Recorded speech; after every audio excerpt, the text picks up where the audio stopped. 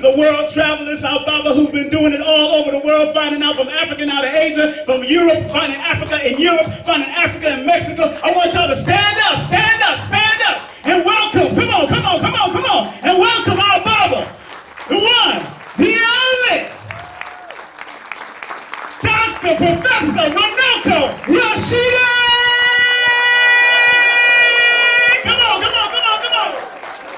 Y'all know who I am, huh? You ready, Baba? Good afternoon, everybody. Hear me?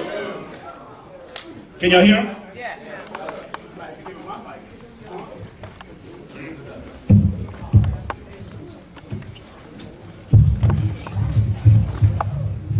I kind of feel like, at least I would imagine, the Wizard of Oz. You know, the wizard behind the curtain? All I want you to do is look at the pictures. Obviously, we don't have a cable very long, so I'm just going to sit here and show the pictures. That's what's most important. And this presentation is called Before Slavery Days. And I want to focus on the period before colonization, enslavement, and what have you. So I'm just going to show you a bunch of very rare pictures. Most of them are quite original.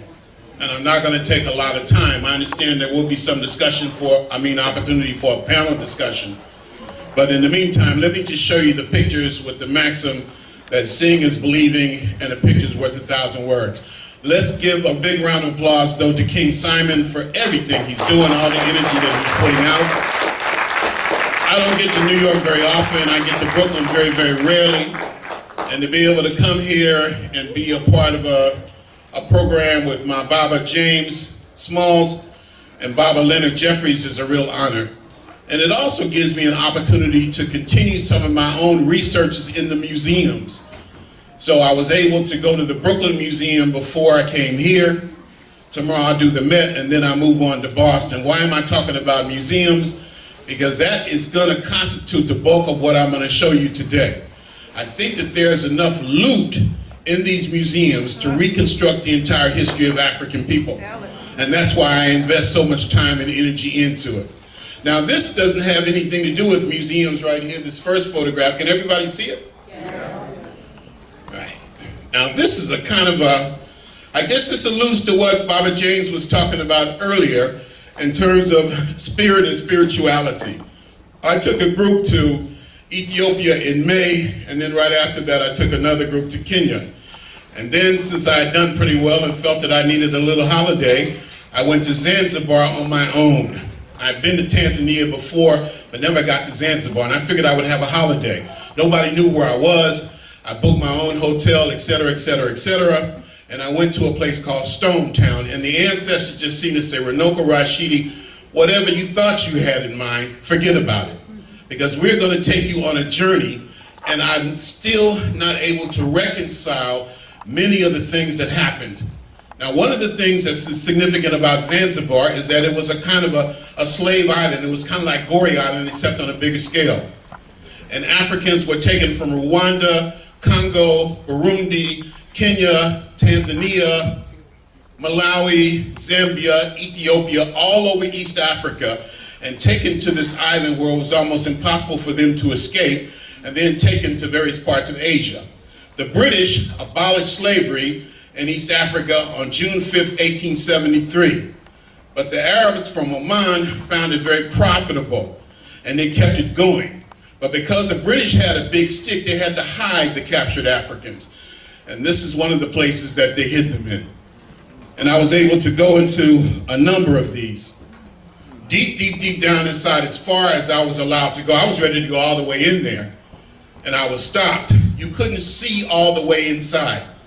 And water dripped from the ceiling. It's a coral cave. Bats flying around in complete darkness. I had no plane, and I had never heard of this place before. And I found myself deep in there. And I like to start this presentation with this particular picture, because physical slavery, for the most part, is over. We hear about these terrible reports from Libya. Slavery was just abolished in Mauritania around 1980. But for the most part, what we are fighting is the psychological vestiges of enslavement, the enslavement of the African mind. And those are the chains that we must desperately seek to break. Is everybody with me so far? Yes. And it's also good in a sense to start with this, because this is the hole that we're trying to come out of. Unfortunately, most of us spend all of our lives in darkness without realizing that we're in darkness. So that's how I wanted to begin my presentation. Now, let me show you a series of things before we get to the museum pieces. Yeah, I think I would like a chair too. I'm getting old, man. Let's hope I don't fall out of it. In fact, let's just leave it. Let's just leave it. Now, some of the great African heroes and sheroes who come from more recent experience. For example, this is Jean-Jacques Dessalines. This is the first emperor of Haiti. We can never really repay the debt that we owe the sisters and brothers in Haiti, who are still suffering as a result of their attempt to throw off enslavement. And Jean-Jacques Dessalines is a person that we don't hear as much about as we do about Toussaint or Boukman or Christophe. But he had a real serious attitude about Europeans. And he's the first emperor of Haiti. This is my brother, my ancestor. This is Martin Robeson Delaney. He gave us the expression, Africa for the Africans. Garvey changed, in fact, he said, Africa for the Africans with black men to rule them. That was the way people talked at that time in the 19th century. Garvey modified it to be Africa for the Africans, those at home and those abroad. Delaney is the first African scholar that I'm aware of, African-American scholar, to wear African clothes when he lectured. He went to what is now Nigeria about 1868 or so, looking for a place to resettle, and bought all these beautiful African clothes. And so he started this tradition, Minister Brown, of wearing African clothes when he gave lectures. And even now, I'll put mine on. This is the great Martin Robeson Delaney. And then this is Edward Wilmot Blyden, a compatriot of Delaney. He is from St. Thomas in the Virgin Islands. He visited Kemet in 1866 and wrote about it in 1869. I'm going real quick. From Haiti, the great African scholar Antonin Firmin. Around 1880 or so, a Frenchman named Gobineau wrote a book called The Inequality of the Human Races, in which he established a kind of a racial hierarchy. This brother from Haiti debunked that. He said that's a myth, that there's only one race and that's the human race. And this is in the 1880s. Brilliant scholar, and his work has now been translated into English. And of course, Marcus Garvey, who wasn't a historian, but he understood the importance of history. Just like Malcolm, who was to come 40 years afterwards. If I had been around at that time, Garvey and I would have been real tight. All the great scholars worked around Garvey. J. Rogers, Carter G. Woodson, with very diverse backgrounds. But Garvey was a centerpiece. And this is from his tomb in Jamaica. Osagyefo Kwame Nkrumah, who took Garveyism or Pan-Africanism back to Africa itself. Nkrumah leads the Gold Coast Ghana to independence on March 6, 1957. And he immediately says the independence of Ghana doesn't mean anything unless all of Africa becomes independent. And the only way Africa could really be free was to unite. This is a powerful man here. In 1958, a year after independence, and by the way, you know who was at that independence ceremony? Martin Luther King was there. Chancellor Williams was there. I would have been there. Okay? Now, in 1958, he had another conference called the All-African Peoples Conference, and this is the first big Pan-African conference held in Africa itself. Patrice Lumumba left the Congo for the first time. Robert Mugabe was there. Frantz Fanon was there. Amilcar Cabral was there. Sekou Touré from Guinea was there. As a matter of fact, Guinea became the only former French colony to demand its independence. Charles de Gaulle went around Africa and talked to the Africans in the French colonies and convinced them to stay with France. Only Sekou Touré decided that Guinea was going to become independent. And so the French made an example of Guinea. They took the chalkboards, they took the light bulbs, they took the trash cans, as if to say, we're going to show you people you cannot exist without us. You know what Nkrumah did? He gave Guinea the entire national treasury of Ghana. That's unprecedented. And when Nkrumah himself was overthrown, Sekou Touré invited Kwame Nkrumah to be the co-president of Guinea. That's deep stuff.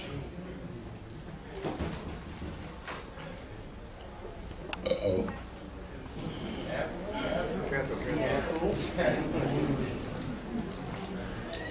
Well, I haven't had sleep in about 3 days, so. Here's Runoko Rashidi. Yeah.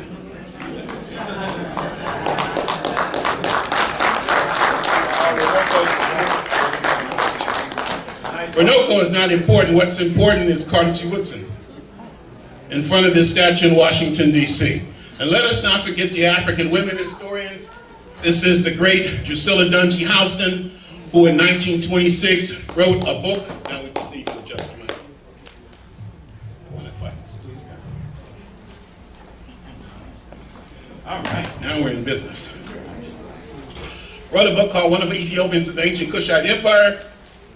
She also covered the destruction of Black Wall Street. I think a lot of times the sisters in our struggle don't get the credit and recognition that they deserve.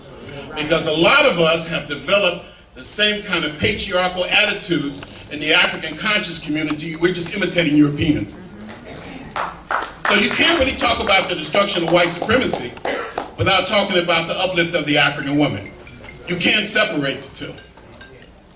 Of course, Sheikh Anta Diop, a great African scholar from Senegal, who made Egyptology a kind of a science. From Brazil, we have Abdias do Nascimento, the great African scholar from Brazil, kind of like a prince. He's the great African scholar that massive black population has produced. This one I call the quartet. There's a brother named Charles Ogborn who took this picture. And here you see four of our most titanic figures. You see the great John Henry Clark, the great Chancellor James Williams, the author of Destruction of Black Civilization, the great Dr. Joseph Benyakinen, and the great John G. Jackson, the light-skinned brother, who, you know, we range in complexion from snow to crow and bright to night. And these are four of the greatest scholars we produced, and they had a good information. A little photograph, I guess it's appropriate, of me introducing John Henry Clark when I was a youngster. I asked Dr. Clark, what should I say as an introduction? He said, don't make it too long and don't make it sound like an obituary. I love John Henry Clark, and I still do. Of all the scholars, he's the one I think that I miss the most. When I come back from a trip from Russia or Vietnam or Mali or some far corner of the earth, I say to myself in my delirium, in my fatigue, I'm going to call Dr. Clark. And I'm going to tell him what I saw. And I want to get his opinion about it. That is the impact that he had on me. And I'm sure I speak for many others when I say that. Dr. Clark, when you talk to him, you always knew he loved you. You always knew that he loved his people. He is a true, what we call, race man. And then here's my favorite photograph with Dr. Benyakinen. This was taken in February 2011 downstairs in his apartment in Harlem. I had a chance to travel to Egypt as his personal assistant on 4 occasions. And in Egypt, Dr. Ben came to life. He liked to be the center of attention, but he had a big sense of humor. And I saw the heart of this man. And I saw how he interacted with the local people, the Nubians in particular. Dr. Ben, I think his contribution, his legacy is threefold. One, he made it plain. He spoke in a way that anybody could understand and appreciate. You didn't have to have a PhD from Harvard to know what he was talking about. Number two, he talked about the African roots of major world religions. And then maybe the biggest thing of all, for me at least, he took people to Kemet before anybody else so you could see it for yourself. Right. There's nothing like seeing it for yourself. Once you see it, nobody can take that away from you. Right. I started giving lectures on Egypt way back in the 1980s, but I hadn't been, and people started to challenge me. People would look for chinks in your armor, and they would say, but Runoko Rashidi, have you been there? And I started lying. I said, you know, my mother was born in Egypt, and every summer I was there. It's a complete lie. And finally, through the First World Forum, through Bill Jones and Mother Kefa, I was able to go to Egypt with Dr. Ben in 1991. I was so high when I came back. The first lecture I gave in Los Angeles, I think I actually levitated off the ground. Egypt, being in Africa itself, is a life-changing experience. I wish all of y'all could go. If you haven't been, see it, smell it, feel it, eat the food, be with the people, and it will change your life. Tell you a quick story. My early travels to Egypt, my early travels to Africa were all in Kemet. Finally, in the year 2000, I was invited to Southern Africa. I did some big lectures in Zimbabwe and Namibia, in front of thousands of people. And every time I would give a lecture, the same thing would happen. I'm in the middle of the talk, and all at once I started talking about these dreams, these nightmares I had been having. And they were twofold. One is, I was in my neighborhood somewhere, but I could never find my home. I knew I lived around here somewhere, but no matter what alley, what boulevard, what street, what avenue I went to, I could never find my home. Naturally, that was very unsettling. And the other dream was, I would go visit my family in Los Angeles where I grew up, and they wouldn't want me to be there. And they would make that very clear to me. They wouldn't eat with me. I couldn't sleep on the bed. They'd make me sleep on the floor. And that's crazy. My family and I are very, very, very close. And I realized in Africa, in Southern Africa, that those dreams had a much greater significance than I ever realized. And that because we were taken from our homes, a lot of us deep in our psyche, I think, have a strong sense of homelessness. Where do I come from? And where do I belong? And because we were separated from our families, I think there's a fear, there's an anxiety about relationships. And I would say that. And the audience to a person, it happened every time, would say, but Runoko, this is your home. And we are your family. You know, I never had those dreams anymore after that. Being in Africa exorcised those demons that all of us have deep in our minds without even realizing that. Dr. Ben was the first of us that I'm aware of to actually take large groups to Africa so you can see the pyramids for yourself. And then here's John G. Jackson. He wrote Mankind and Civilization, Ages of Gold and Silver, Was Jesus Christ a Negro, The African Origin of the Garden of Eden, Christianity Before Christ, and a staunch atheist. If you were a Christian and you were around John G. Jackson, you were going to have a real hard afternoon because he was not going to spare you. Right. And then the great Ivan Van Sertima, maybe my greatest mentor. I worked with Ivan for 25 years. As you know, he was the leading authority in the world on the African presence in ancient America, but also the founder of the publication, the Journal of African Civilizations. And you know, I took a group to Mexico a few months ago. I've been taking groups to Mexico for 5 years to see the Olmecans and black communities. And on this particular trip, there were a number of young people. I'm 64 now, so a lot of people are young now. And there were some kids, forgive me for saying it, in their late 20s and early 30s, and they were asking me questions like, Dr. Rashidi, have you ever heard of a woman named Frances Welsing? Do you know this man, Ivan Van Sertima? And it never occurred to me that a lot of people don't know who these folk are. Now, this is a classic. And this was sent to me by my brother, Tony Browder. There's a legendary, now he really is a legend, Leonard Jeffries. And there's the great Dr. Asa Grant Hilliard III in the middle. And there I am, and we're at the wedding of Tony Browder in Cape Coast, Ghana. Now that's a classic picture, isn't it? And Rosalind is over there somewhere. This is Mother Tanetta Muhammad, the widow of the Honorable Elijah Muhammad, who for some reason liked me and thought I was a great scholar. I know she was confused, thought I shouldn't joke. She thought I was a great scholar, and she would come to my lectures.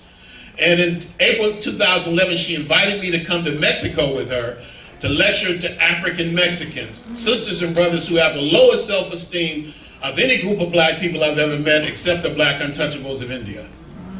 This is Gail Hansberry, and she's the daughter of William Leo Hansberry. William Leo Hansberry was a Dr. Ben and Dr. Clark of his day in the 30s and 40s. I never met him. He died before my time. But I met his daughter at a recent presentation in Washington, D.C., and she says, you know, my dad would have loved your work. It's just a thrill went through me when I heard that. I don't want to leave the sisters out. This is Dr. Adelaide Sanford. You know, when she speaks to you, and she's got to be about 91 now, she always says, and my beloveds, and she says it in a manner, it really makes you think she believes that, and she feels that. And now this is a true African queen. Here I am with Senator Bill Perkins and Nana Camille Yarborough receiving an award at the Schomburg. And this is Marimba Ani at a UNIA convention, an author of Urugu. I don't think we give the sisters enough credit, so this is my opportunity to make up for it. This is Dr. Karen Ann Johnson, and she's the world's leading authority on the African-American scholars, educators, Anna Julia Cooper and Nanny Helen Burroughs. We're in Mexico in front of an artifact called El Negro. Yeah, that means the black. That's what the people who dug it up called it. This is an Olmec artifact that you never see. White scholars be talking about the Olmec, they just leave this out of the discussion because they're intellectually corrupt. Why is history important? This is where I'm going day after tomorrow. This is Boston. And this is a hotel I stayed in a few years ago. This is a hotel that Malcolm X used to work in. I didn't realize it at the time. Now I use this picture of Malcolm because it's very, very profound. Now we know Malcolm, our black shining prince. And Malcolm's parents were Garveyites, even though Malcolm at some point in time went astray and became tantamount to a common criminal. And he was incarcerated, unfortunately. He came under the influence of the Honorable Elijah Muhammad.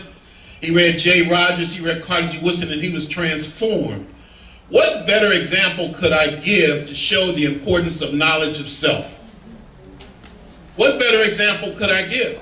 Because people will say, Runoko, why is this important? Why should I care about what happened yesterday? I don't have a job. My woman done left me. I got a warrant out. And here you're talking about African history. Well, I would say if you don't know where you're going, any road will take you there. How do you plan for today and tomorrow if you don't know what happened yesterday? What you do for yourself depends on what you think of yourself. And what you think of yourself depends on what you know of yourself. And what you know of yourself depends on what you have been told. So if you are told you don't have the history, that you come from nothing, you'll embrace the N-word. You won't run from the B-word. It'll roll easily off your tongue. But if you know you come from greatness, you will aim for the stars. No goal is too much for you to achieve. And this is what we must instill in our youth. The sense that you come from greatness, you come from royalty. Act like it. Achieve it. Build on that. That's why history is important. Of course, one of my favorite images of Malcolm X giving the great J.A. Rogers, who lived in New York for such a long time, a big award. This is from Muhammad Speaks newspaper around 1960. This is interesting. This was my third trip to Cuba. I've been taking groups there the last couple of years. On the one side of this is a plaque of Martin Luther King. I didn't know it. All we had to do was walk on the other side and there's a plaque of Malcolm X. Wow. Another example of the importance of history. This is a brother I went to high school with, Stanley Tookie Williams. One of the most fearsome brothers that ever lived. The co-founder of the social organization, aka gang called the Crips. We went to high school together. Now and then he'd walk up to on the bus stop and see me and say, give me a quarter. And sometimes I'd give it to him, and sometimes I'd give him the middle finger and got away with it, right? This is before I knew who the Crips were. If I knew who the Crips were at that time, I said, here's 50 cents, you take it, please. They didn't have the reputation that they developed. 20 years passed by. And Tookie went on to do his thing, and I went on to do my thing. By this time, through working with Dr. Van Sertima, my work had been circulated in the prisons. And I'm getting all kind of letters, I still do, from brothers in the penitentiary all the time. Can you send me a book? Well, one time it went beyond that. And a woman came up to me, or contacted me, and says, my friend is on death row. And he and two other brothers, former members of the Crips, are also on death row. And they've written a book about African history and African children and African poetry. And they heard about you. And they want to know if you could help get it published. What a relationship we developed. And Tookie will call me from death row, sometimes 3 o'clock in the morning, and cry like a baby. He wasn't afraid to die. I don't think he was afraid of anything. But he was so angry at the way he spent it. He felt that his life had been wasted. He was a natural leader. And he would say, Runoko, if only I knew my history then, if only how different life would have been. And this is what I have to tell the young people. I started doing this presentation at Purdue University in February. So I developed it with young people in mind. My recent books is my most recent book, My Global Journeys in Search of the African Presence. My first book for children, Asada Garvey, that's my daughter. I took her and her mother to Egypt with me 2 years ago. I wanted to be able to say that my daughter saw the pyramids for the first time with her daddy. I think I'm a very good historian. I work at it very hard. But what I'm most proud about is being a good father. That brings the balance to my life. Unfortunately, my daughter doesn't seem to give a hoot about my work. I took her to Los Angeles last year. She stayed with me for the Christmas holidays. I took her in my studio. I said, honey, how do you like my library? She said, Dad, you have a magnificent library. As soon as you die, I'm going to sell all these books and get the money. That's how my daughter thinks. She didn't mean any harm. That's just her focus, okay? And so what does that mean? That means if biological family doesn't accept what you do, you need extended African family. That's why this gathering today here is important, because a lot of times the people who are closest to us are the ones who reject us the most. And so we must reach beyond that. Ivan Van Sertima said, Runoko, the worst thing is to feel that you are alone. And this is my book dedicated to Dr. Van Sertima. My little travel notes. My book on the African presence in early Europe. My sixth book on the African presence in early Asia. These images that I'm going to show you now are what the first modern human beings look like.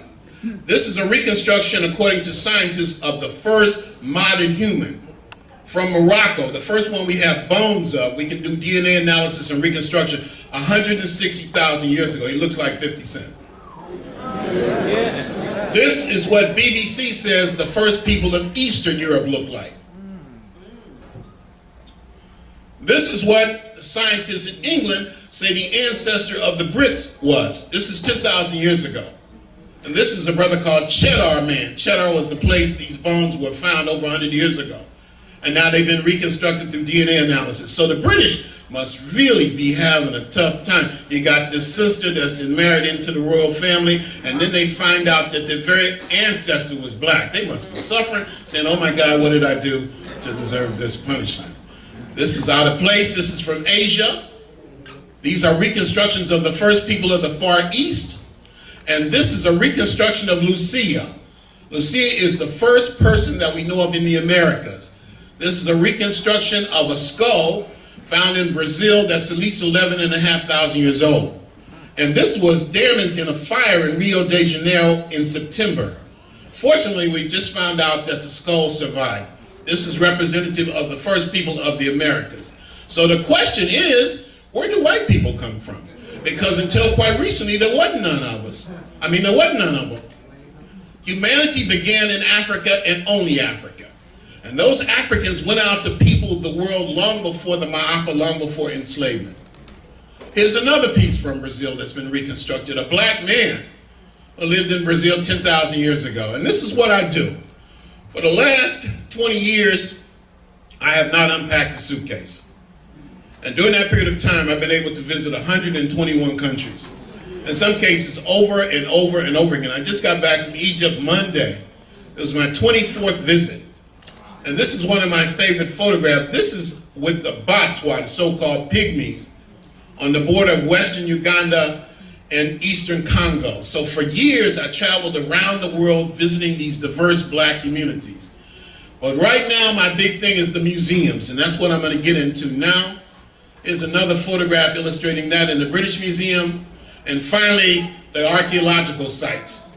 This was where I was on my 60th birthday, visiting the ruins of Pompeii, now the museums. This is the Ashango bone. And all these photographs are originals. Very rare. These are pictures, for the most part, I took myself. And I'll dedicate this presentation to King Simon. Okay? Give him another round of applause for all the sacrifices that he makes.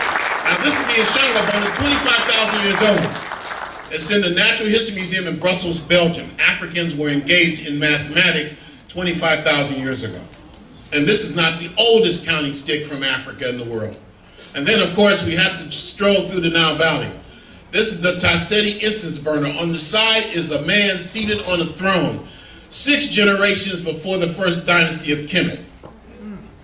Just a cheesy little map of Egypt. And then we're going to go through the dynasties. A dynasty is a family of rulers, one member of the family coming after the other for an extended period of time.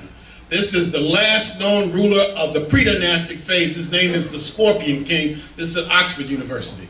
And this is Ahamena. This is Narmer. Sheikh Anta Diop identified him as the first pharaoh. And this is King Djoser. This is the king under whom Imhotep worked. And also another brother that you may not be familiar with named Hesi Ray.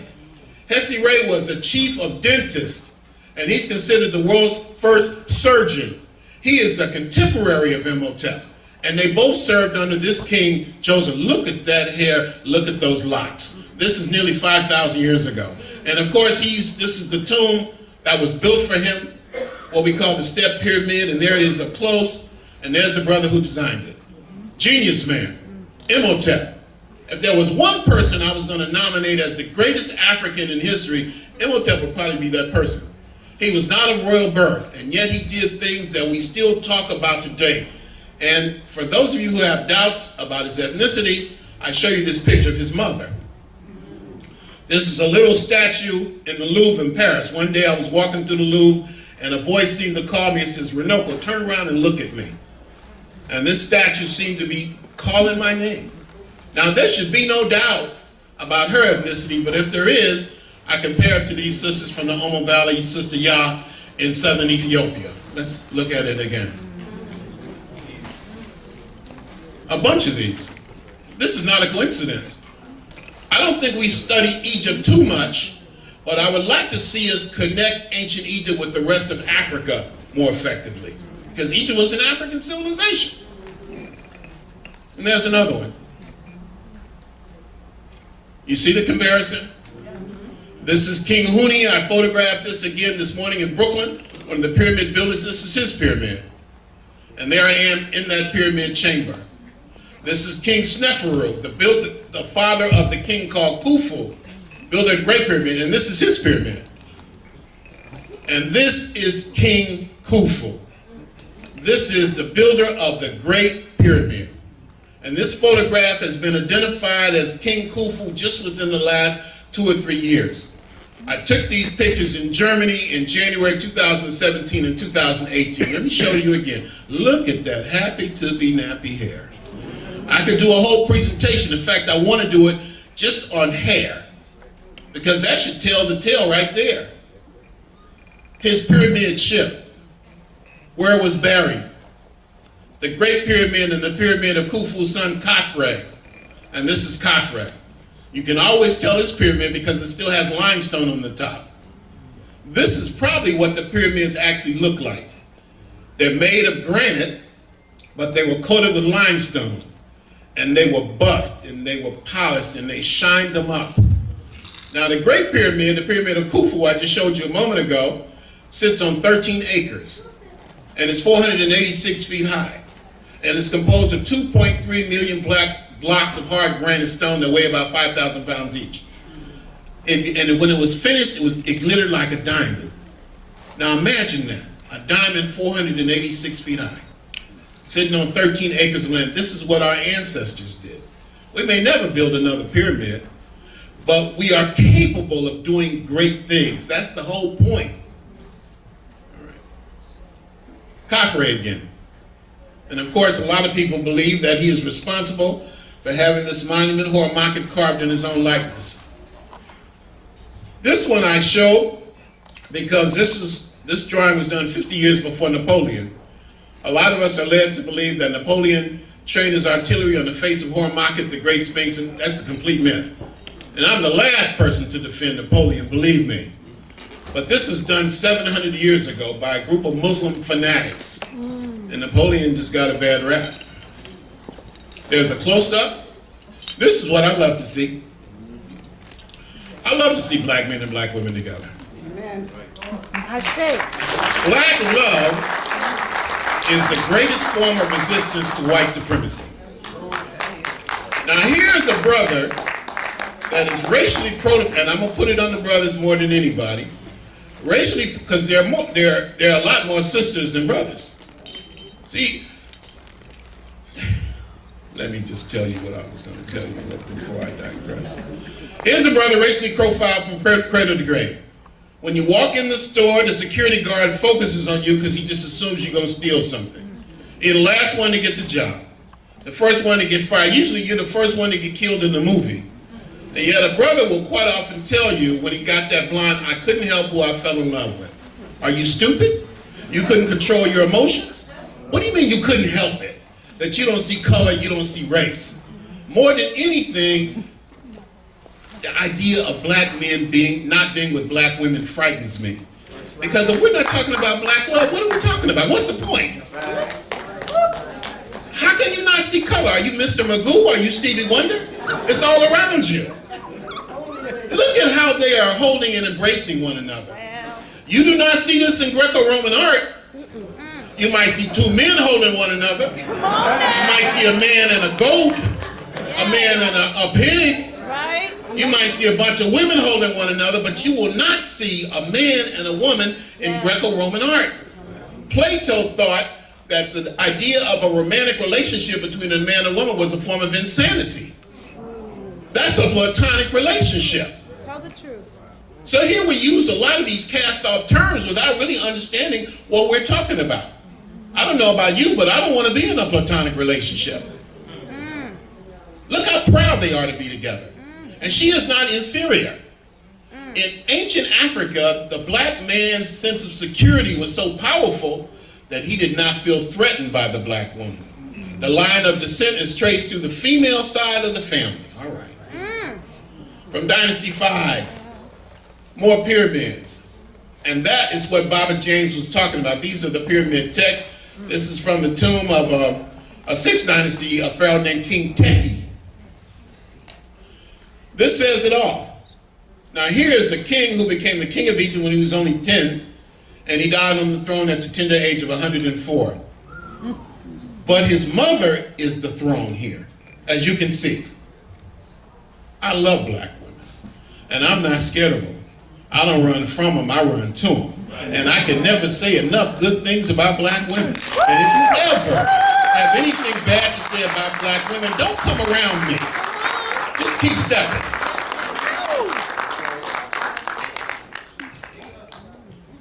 We're just going through the dynasties. Now this is Nephepet Ra-Mentuhotep II. This is the first time that I'm aware of that we see the color black used in ritualistic fashion. We know that these were black people, they were Africans. But black also had a symbolic importance. And the color black represented deification. It represented divinity. Make a long story short, the color black was the color of God. And for some of us, it still is. And this is his queen, because what good is a king without a queen? Right. Look at the hair. More hair. I flew all the way to Lisbon, Portugal to make this photograph. And I joke and not joke, I tell people, you know, I used to have an afro like that, and the audience just burst out laughing. They can't imagine that. So I decided to put this picture from Somalia in there, and then just for good measure, I put a picture of me in there when I was 18. I did have an afro, and you know who that is standing next to me? That's my father. And next to him is his brother, my uncle Justice. That was his name, Justice. And this guy is the toughest brother I think I ever met. I've been traveling most of my life, and you know how I started traveling? I started traveling to San Quentin to visit him in maximum security prison because he shot a cop in the 1950s. Yeah. It took a pair of them to do that. From Dynasty 12, the 12th dynasty, you can see, if you see a comparison here. All from the 12th dynasty, look at these locks. This is my favorite king, Amenhotep III. Those big Barack Obama ears. The idea was the bigger the ear, the more you could hear. The more you heard, the more you would know. The more you knew, the more power you would possess.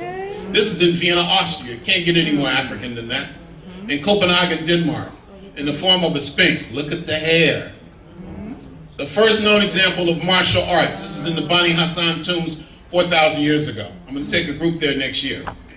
From the 18th dynasty, Thutmose the First. And this is, I've been saying this is Hatshepsut right here.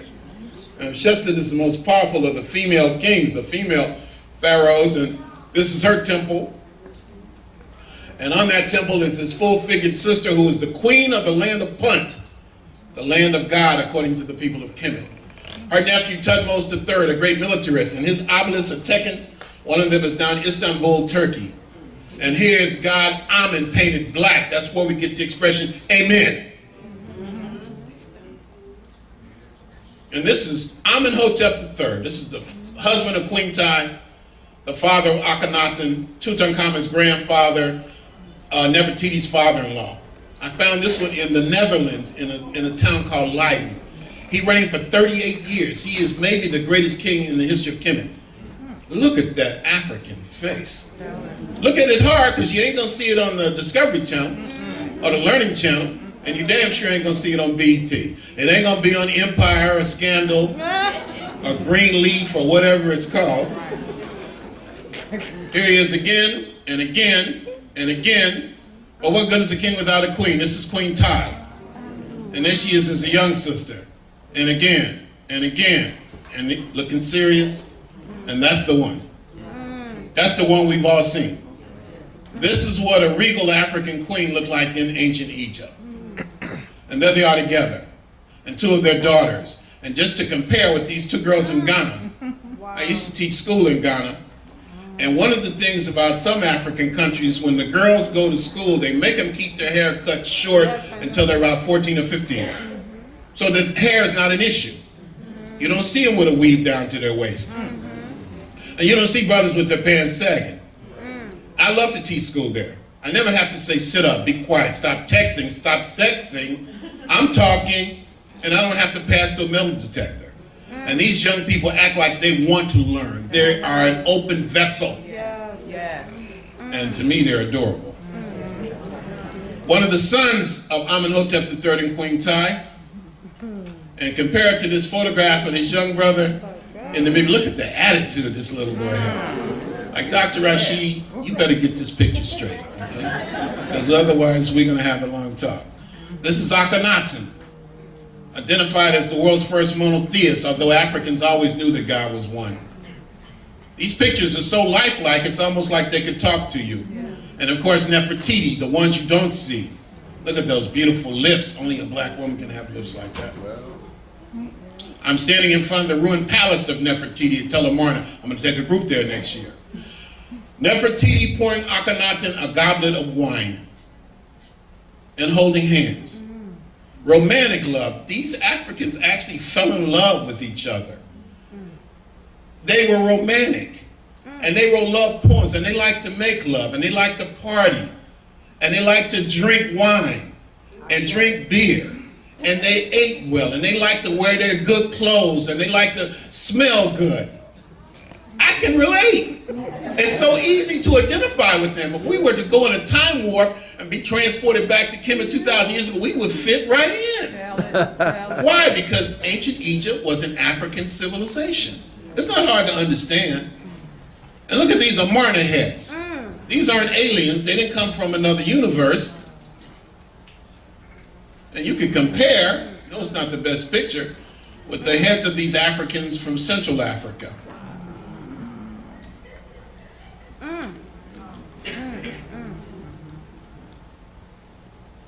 These are the young girls as they grew up. And this is in their tomb. I'm the only person that I know that's been in the tomb of the daughters of Akhenaten and Nefertiti. And I had to pay a hefty bribe of about $50 to take that photograph. But I had to have that photograph because once I saw those booties, I had to show it to the world. Because it tells the whole story. In the tomb. This is called A Stroll in the Garden. King Tut and his beautiful young bride. And these are images of Tutankhamun you rarely see. That's right. This is Amos Nefertari, a black woman who was deified. An unknown king in one of those tombs. A banquet scene. This is what we use on the cover of my calendar. And hair extensions. Yes, hair extensions. All I can guarantee is that they didn't get them from the Koreans on the corner. That's all I can tell you. Or the Vietnamese.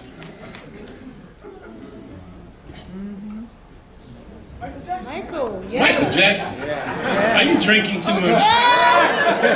Because it does look like Michael Jackson.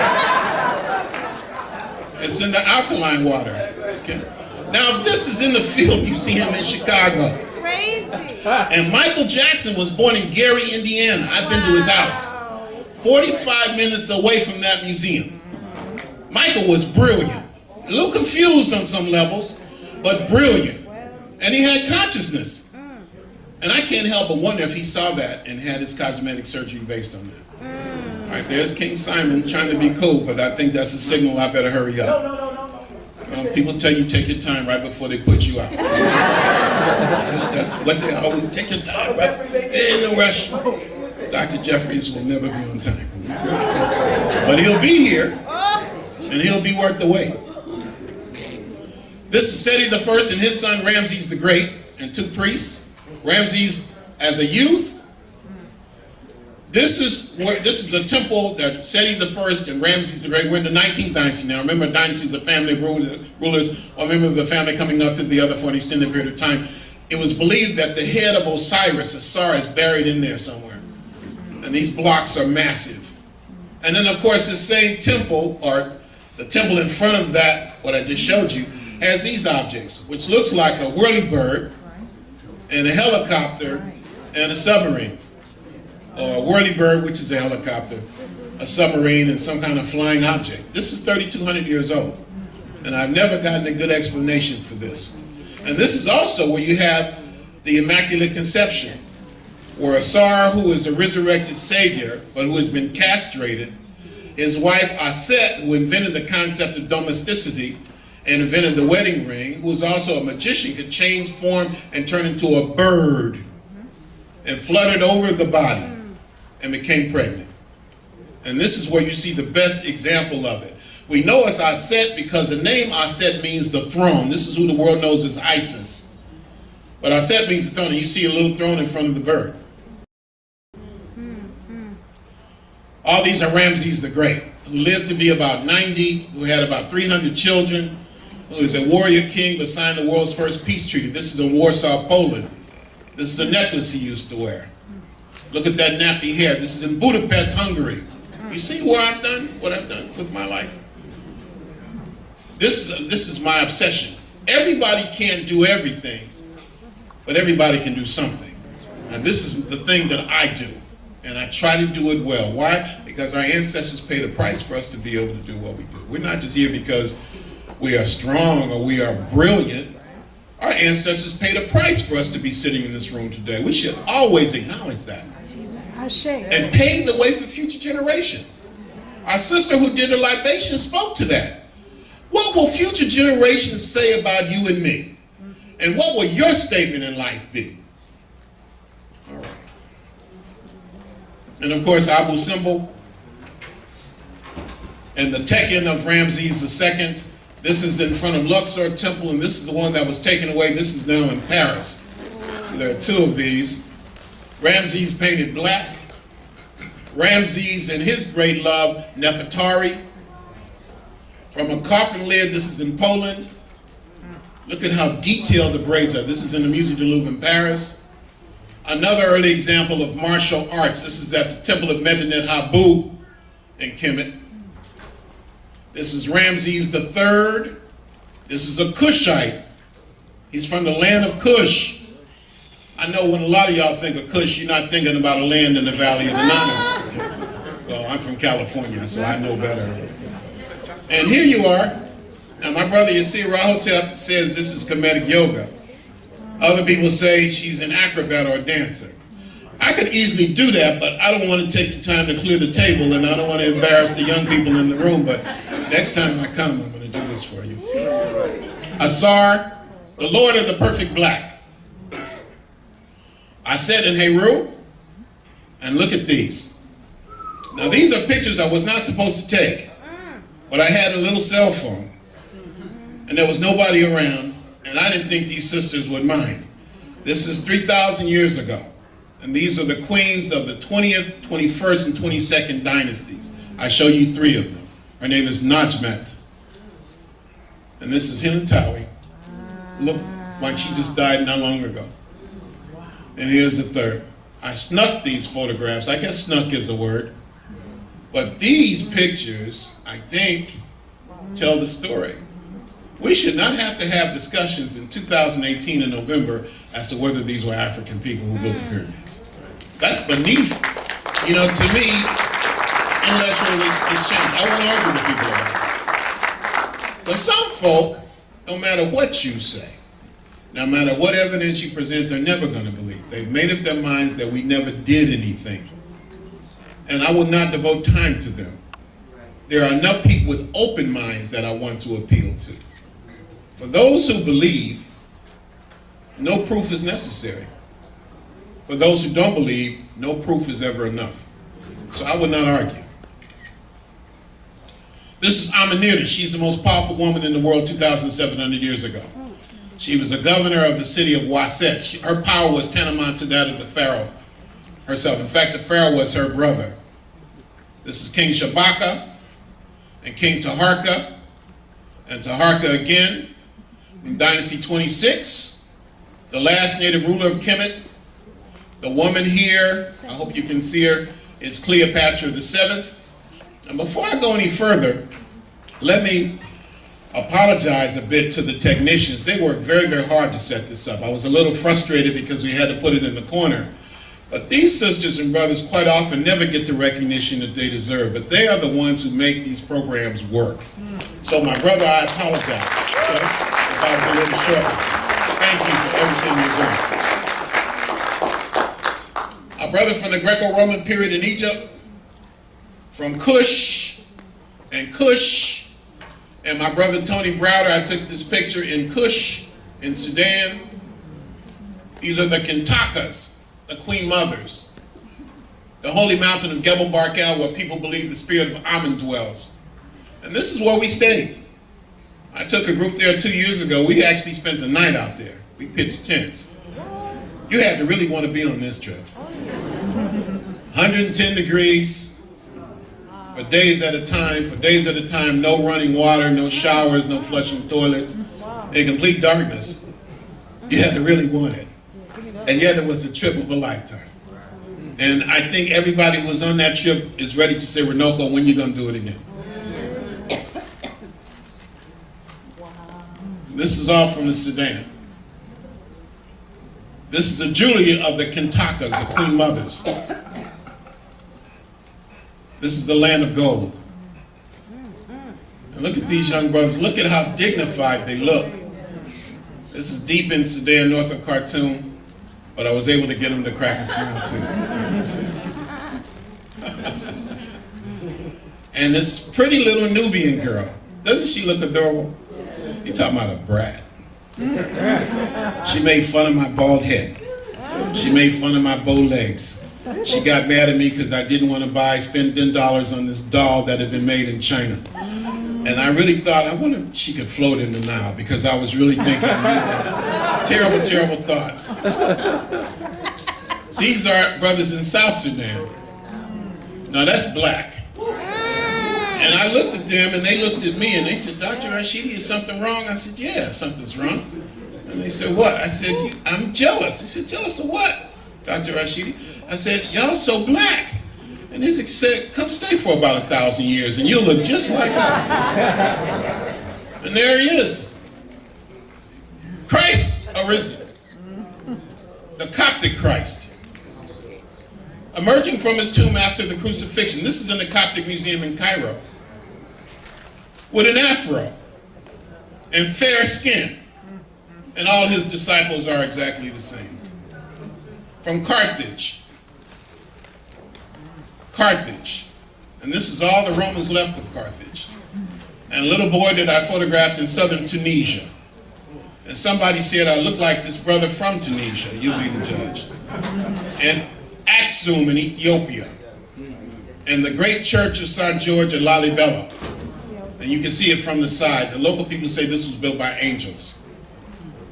And funny looking little angels to me. Look at the wings and those big eyes. This is in Gondar, Ethiopia. Sister Yaha took some wonderful photographs from Gondar. She was a pleasure to travel with. She's one of our great educators and one of our great activists. And just a joy to be around. With a very mischievous sense of humor, I might add, too. No, we're going to let that go. This is from Great Zimbabwe. My point is just to show that civilization in Africa was continent-wide. The ruins of Great Zimbabwe. And Mansa Musa in Mali. And his predecessor, Boubacar II, sailed across the Atlantic Ocean. And there I am with the Niger manuscripts, similar to the Timbuktu manuscripts, ancient African writings. And from Nigeria, and Nzinga from Angola.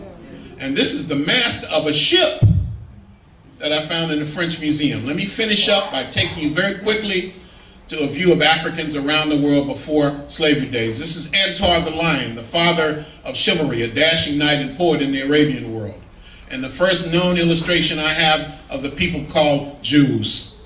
And here I am with a black Palestinian, and from ancient Iran, and a sister from Yemen, and India. Of course, I've spent a lot of time with black folk in India, so I'll go through these very quickly. There are more black people in India than any one country in the world, and it seems like I've met most of them. This was the blackest person I'd ever seen in my life. I stared at this brother for a solid 15 minutes, and he was staring at me too. Now, I don't know what he was thinking about, but I'm saying, damn, that brother's black. And these are all black folk from India. James Brown. She looks like she could be from Somalia or Ethiopia. The Untouchables. You can see the body language, how beaten down they are. Nepal, with a great black leader from India, with a brother from Bangladesh. Ancient China, Africans from several historic dynasties in China. Bodhidharma, the man who brought martial arts to the Far East. From ancient Japan, a patron of the samurai. Southeast Asia, Cambodia. Look at the faces of ancient Cambodia. A whole mountain with these faces. From Vietnam. All from Vietnam. This is just a photograph I took of the South China Sea, sunset on the South China Sea. These are all from Thailand. Look at these images of the Buddha. And just to compare, from the Philippines. What? And these sisters kind of resemble each other. From ancient Europe, the Venus of Willendorf. Compare. These are all from ancient Greece. I know I'm rushing because I've overspent my time. This is from the Etruscan civilization. You can compare this with this. Oh, I got 15 minutes. All right. Should have never told me that. Look at this nappy hair. From ancient Italy. From the Etruscan civilization. An African-born emperor of Rome with bad taste in women. The Archbishop of Septimius Severus. The reconstruction of another skull of a sister who lived in York, England 1600 years ago. She's called the Ivory Bangle Lady because in her tomb, ivory bangles were found. She was a wealthy black woman of North African origins who lived in York, England. Your knight in shining armor. This is St. Maurice. And there he is again. And again, St. Maurice in heaven. This is from Germany 500 years ago. And this one I found in Latvia. About as far north as you can get, 500 years. Look at the brother, the saint, surrounded by two blackamoors. And this one this is the patron of Coburg, Germany. I hooked up with a brother who had been in the military in Germany. And he said, Dr. Rashidi, you must go to the town of Coburg in Bavaria. And in this town, you have all of these images of Moors. And this is the patron saint in Germany, in a place where you hardly find black people. A black saint and a white saint. An African king, looks like Bernie Mac in European Christian mythology. Look! This is before the transatlantic slave trade. That changed everything. And then the Black Madonnas. This is my favorite one from Switzerland. Look at how muscular little Jesus is, like he's been going to the gym. In Prague in the Czech Republic. In Halle, Belgium. This is interesting because the Black Madonna is actually breastfeeding the child. Now, because they are black, they are all thought to be able to perform miracles. The miracle attributed to this one is that she stopped an invading army. Supposedly, she caught 33 cannonballs in the lap of her skirt. I didn't believe it. You probably don't believe it, but just for the hell of it, I took pictures of the cannonballs anyway. Oh. Here I am, I think, looking cool in the center of Australia with the most spiritual people I've ever encountered, the indigenous Australians. Wow. This is a bust of Truganini and her husband. Truganini is the last full-blood Tasmanian. And when I went to Tasmania, I found this place. It's a place called Oyster Cove, which is where the last full-blood Tasmanians were kept. And it says, as you can see, our future generations will save our nation, black history. Their colors are red, gold, and black. Black for the people, gold for the sun, and red for the land because they say the land is covered with their blood. In Fiji, with a chief who I told looked like John Henry Clark. Now I'm sure he'd never heard of John Henry Clark, but he seemed to be really flattered. And these sisters and brothers say they come from Africa. And he said, where do you come from? Now I could have said Babylon, I could have said the U.S., but I was feeling it. I said, I come from Africa too. And he said, well, have you been there? I said, yeah. He said, well, come tell us. We want to know. What's it like? Wow. Come live in my village. I'll find you a wife. You can teach history. We'll just leave that one. In Bougainville, Papua New Guinea. These are the people of Melanesia. 50 Cent. And you have these natural blondes in East New Britain. And Bougainville. And this sister who I really fell in love with in about 5 minutes. It don't take long for me. Why did I fall in love with this woman? Because I ended up somehow on a tour bus with a bunch of rednecks. If they were around today, they'd be having Make America Great caps on, right? And I'm looking at them with contempt, and they're looking at me with the same contempt. So we go to this village in Fiji, and this is where the Fijians say they first landed when they came from Africa. And they're proud of it. So this sister looked at this group and looked at these rednecks and says, you know, we come from Africa. And we speak an African language, even now. And we used to eat a lot of white people. But the meat was so bad, it made us throw up and vomit, and we had to stop. I knew that was the woman for me. She was married. John Henry Clark said we didn't eat enough white people. More natural blonde. Each one of these has a story. I could give a lecture on each one of these photographs. Look at this child mugging for the camera over here, and this mean-looking little boy. And there he is again in the corner. I want to say, like, do you need a hug or something? But I was afraid. These are the people called the Buka. Buka means black skin. And from Vanuatu, these people helped me out when the hurricane hit over there. And here I am on Buka Island at the airport. These brothers just saw another African, knew I wasn't from there, wanted to take a picture. They shut the airport down. This is the security personnel.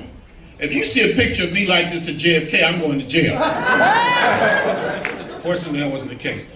Benny Wenda, a friend of mine who will be the president of West Papua if it ever becomes independent, who looks almost like LeBron James.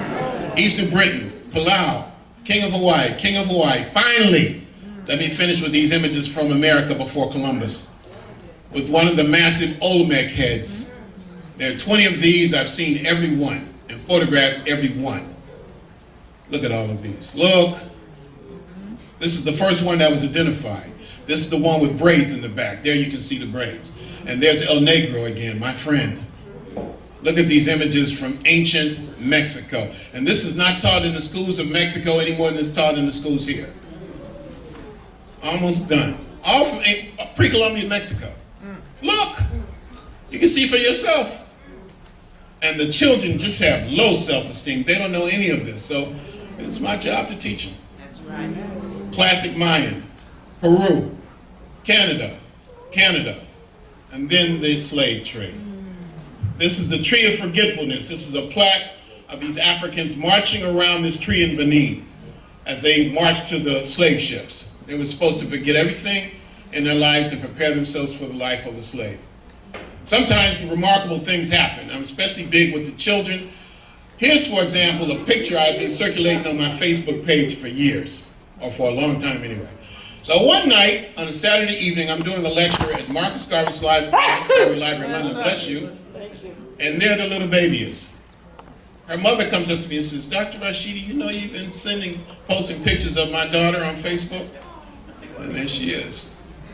And sometimes great things happen. Here I am with the Oni of Ife, a governor of Nigeria. Next to me is the former president of Nigeria, and I was the first keynote speaker at the Global Black Nationalities Conference in Nigeria. And this is one of my favorite photographs, and next to two of Africa's greatest scholars, Theophile Obenga and Iba Cham, and I'm sitting in the chair of the president of Senegal, who just went to the airport to meet Gaddafi and says, Runoko, you come sit in my chair, you be the president for a day. I said, sure, I'm happy to do it. With Muta Baruka and Julius Garvey waiting for the president of the Gambia. And these young brothers that I lectured to, this is how I ended up doing this presentation at Purdue University. For some reason, on this cold, snowy night, Only these young brothers, these science students came. They were all engineering students. And we just talked about what it meant to be black men. And here, this is what I say, how do you plan for today and tomorrow if you don't know what happened yesterday? And this one I like, we so black. Instead of buying your children all the things you never had, you should teach them all the things you were never taught. Material wears out, but knowledge stays. If we're fighting each other, we can't fight the enemy. We must learn to forgive each other and to believe in each other again and to trust each other again and love each other again. I know it's not easy. We've been so badly damaged, but we have to start somewhere. Otherwise, we'll be victims forever. The black man must love, honor, and respect the black woman. Runoko Rashidi said that. You can quote it. Black love is beautiful. Black is beautiful. Being black and powerful will be even better. Let's work for that. And finally, our history did not begin in chains, will not end in chains. And I think this is absolutely the last one. And this is what it all boils down. These are the lessons from what I've been trying to convey. This is it. Our ancestors paid a tremendous price for us to be able to speak out against injustice. We don't have the right to be silent. You can't look the other way. You can't pretend that it just happens to somebody else. We have to get involved. We have to be organized. You think Donald Trump give a damn that you mad? He's probably happy. Anger is not enough. Outrage and indignation is not enough. We have to get organized. We have to spend money with each other. We have to stay up late at night. And it can't be, it was too cold. It was too far. I didn't want to spend the money. I didn't like some of the people that I knew were going to be there. How are we going to liberate ourselves with small thinking like that? Yes. So sisters and brothers, we have a great legacy. As Baba James talked about, we have walked a great and mighty walk, and we got a long way to go. But with knowledge of self, with the knowledge that we have done great things, you know what we are capable of doing. King Simon is about that. And I'm so happy that through Dr. Angela, King Simon reached out to me and asked me to come to Brooklyn and be a part of this program. I had never heard of King Simon. People come to me all the time, Runoko, can you do this, can you do that? Most of the time it doesn't amount to a hill of beans. But sometimes people come through and they restore your faith. They make you believe. You all have made me believe. The way you lined up to get those calendars, with your patience trying to get this program organized, with the technician and Brother Samuel, who helped put me in the corner so I could show the pictures. And King Simon, we're grateful to you. Thank you, brother. And we need each other. God bless you all. Thank you very much. You know I'm comfortable because I took my shoes off. We know what it is. Stand up for the Baba. Come on, he's gonna come out to the front. Turn on the lights for me. Turn on the lights, real quick. Yeah, until well, you can sit in that table because we just gonna do one live performance and then we just gonna give. All right, but give him a round of applause. Come on, come on, come on, come on, come on.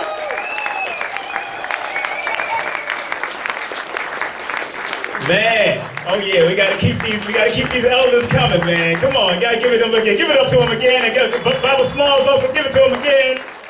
All of them, and I just spoke to Dr. Jeffries, he's on his way, because that's good. We're gonna do a live performance right now, then we're gonna take a break, and then Baba Jeffries will be here. We got to play till 9:30. We here. So don't go nowhere, sit down. We got a live performance by another conscious artist. Before y'all go out and take a break, and then before y'all run. Asante, and thank you very much, brothers and sisters. Let me express my extreme pleasure in being here and acknowledge and ask permission of the elders to begin to speak. Do I have your permission? Thank you. I'm grateful to the United Africa Movement, Brother Maddox, Brother Clemson Brown, Sarah Russell, Brother Ben, and everybody I've had a chance to interact with so far, Sister Beverly and Sister Kabira, who have my books and tapes in the back, and all of you for coming out tonight. This is my first time being here, and hopefully it's just the first of many, many, many times. I just got back, and also let me acknowledge my own elder, Brother Bill Jones.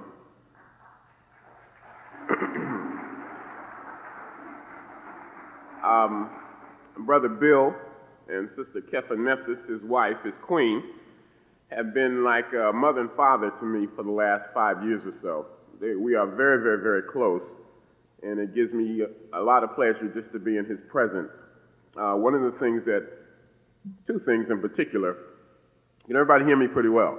Right? I just got back from Egypt a couple of days ago. Yeah.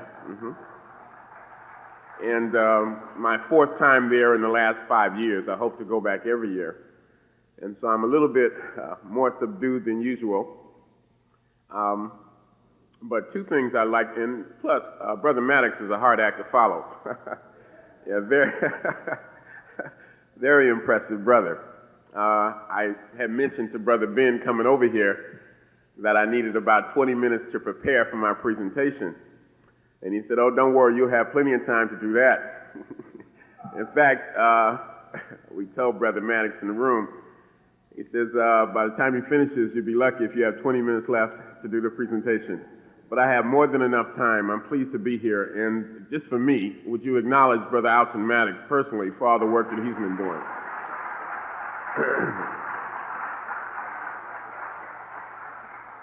Now, as for my man, Bill Jones, I learn a lot from Bill. We talk several times a week about everything. And it's good to have an elder like that, because all too often we lack that. But the two things that Bill has taught me more than anything else, one is that our liberation, the liberation of African people, will come from African people.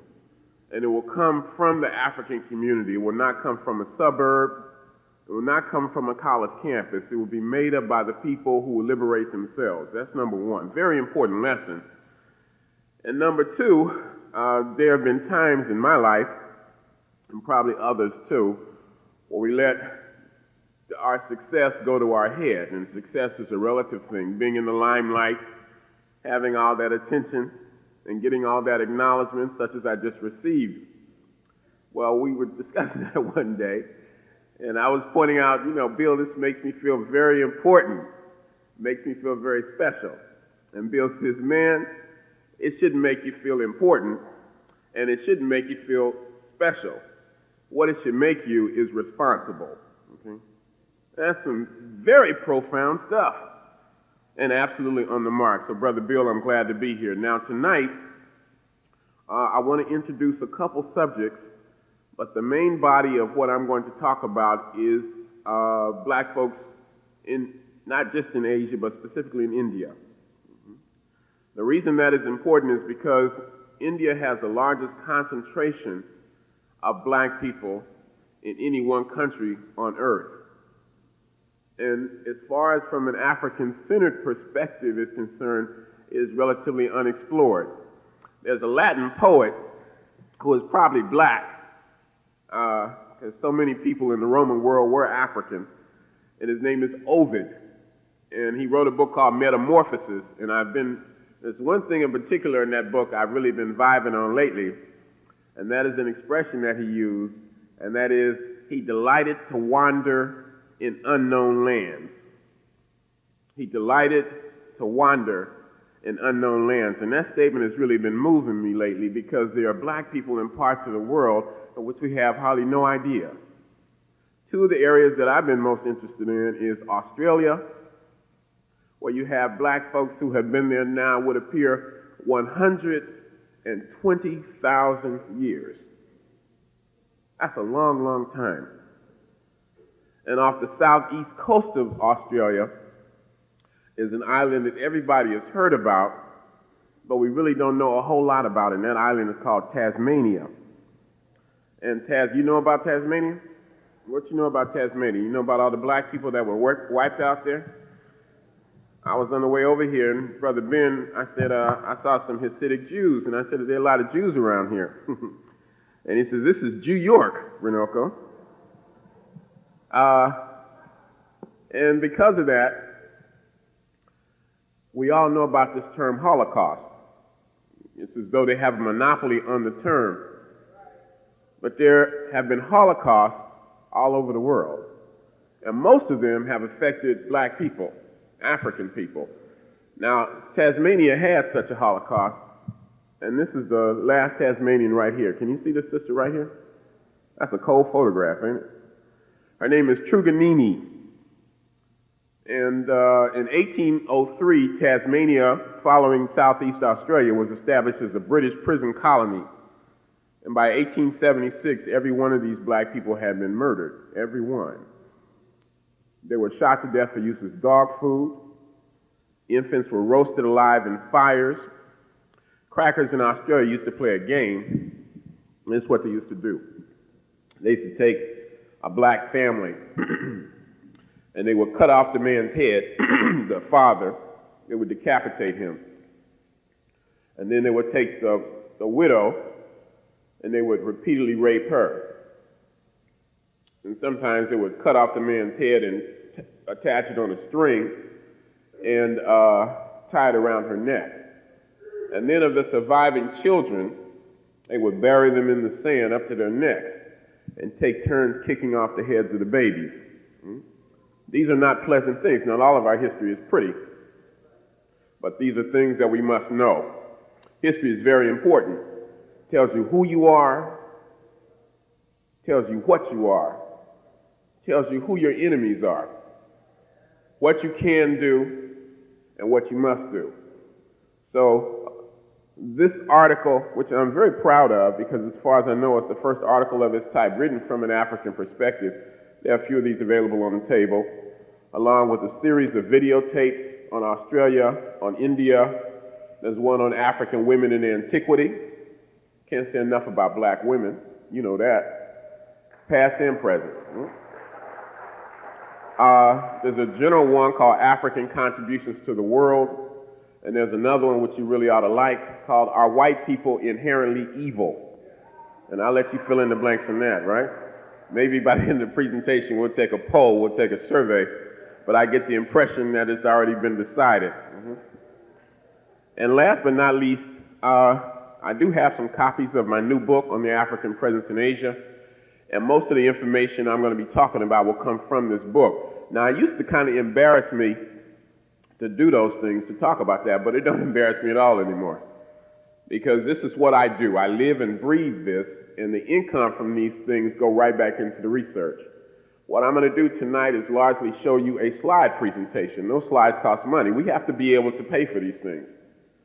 We need all the things it takes to build a nation, and nobody's going to do that for us. I don't work for white folks. I don't live around white folks. My wife is black. You know, I don't have any white friends. Okay?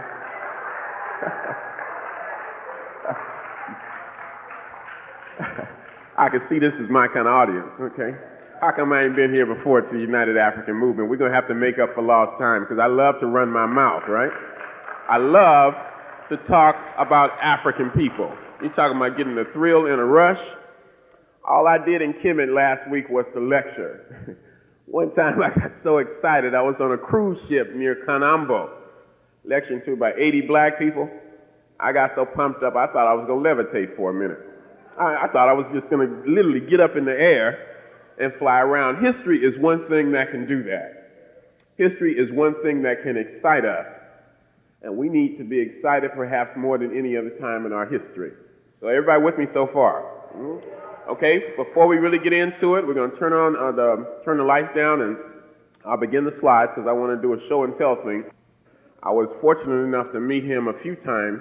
Not a whole lot, but I met him a few times and we talked on the phone, and I'm honored to have had that opportunity. One of the greatest things that has happened to me in my life, since I've been in the struggle, about 25 years now, is to meet some of these elders, some scholars, some activists, and you got to be both.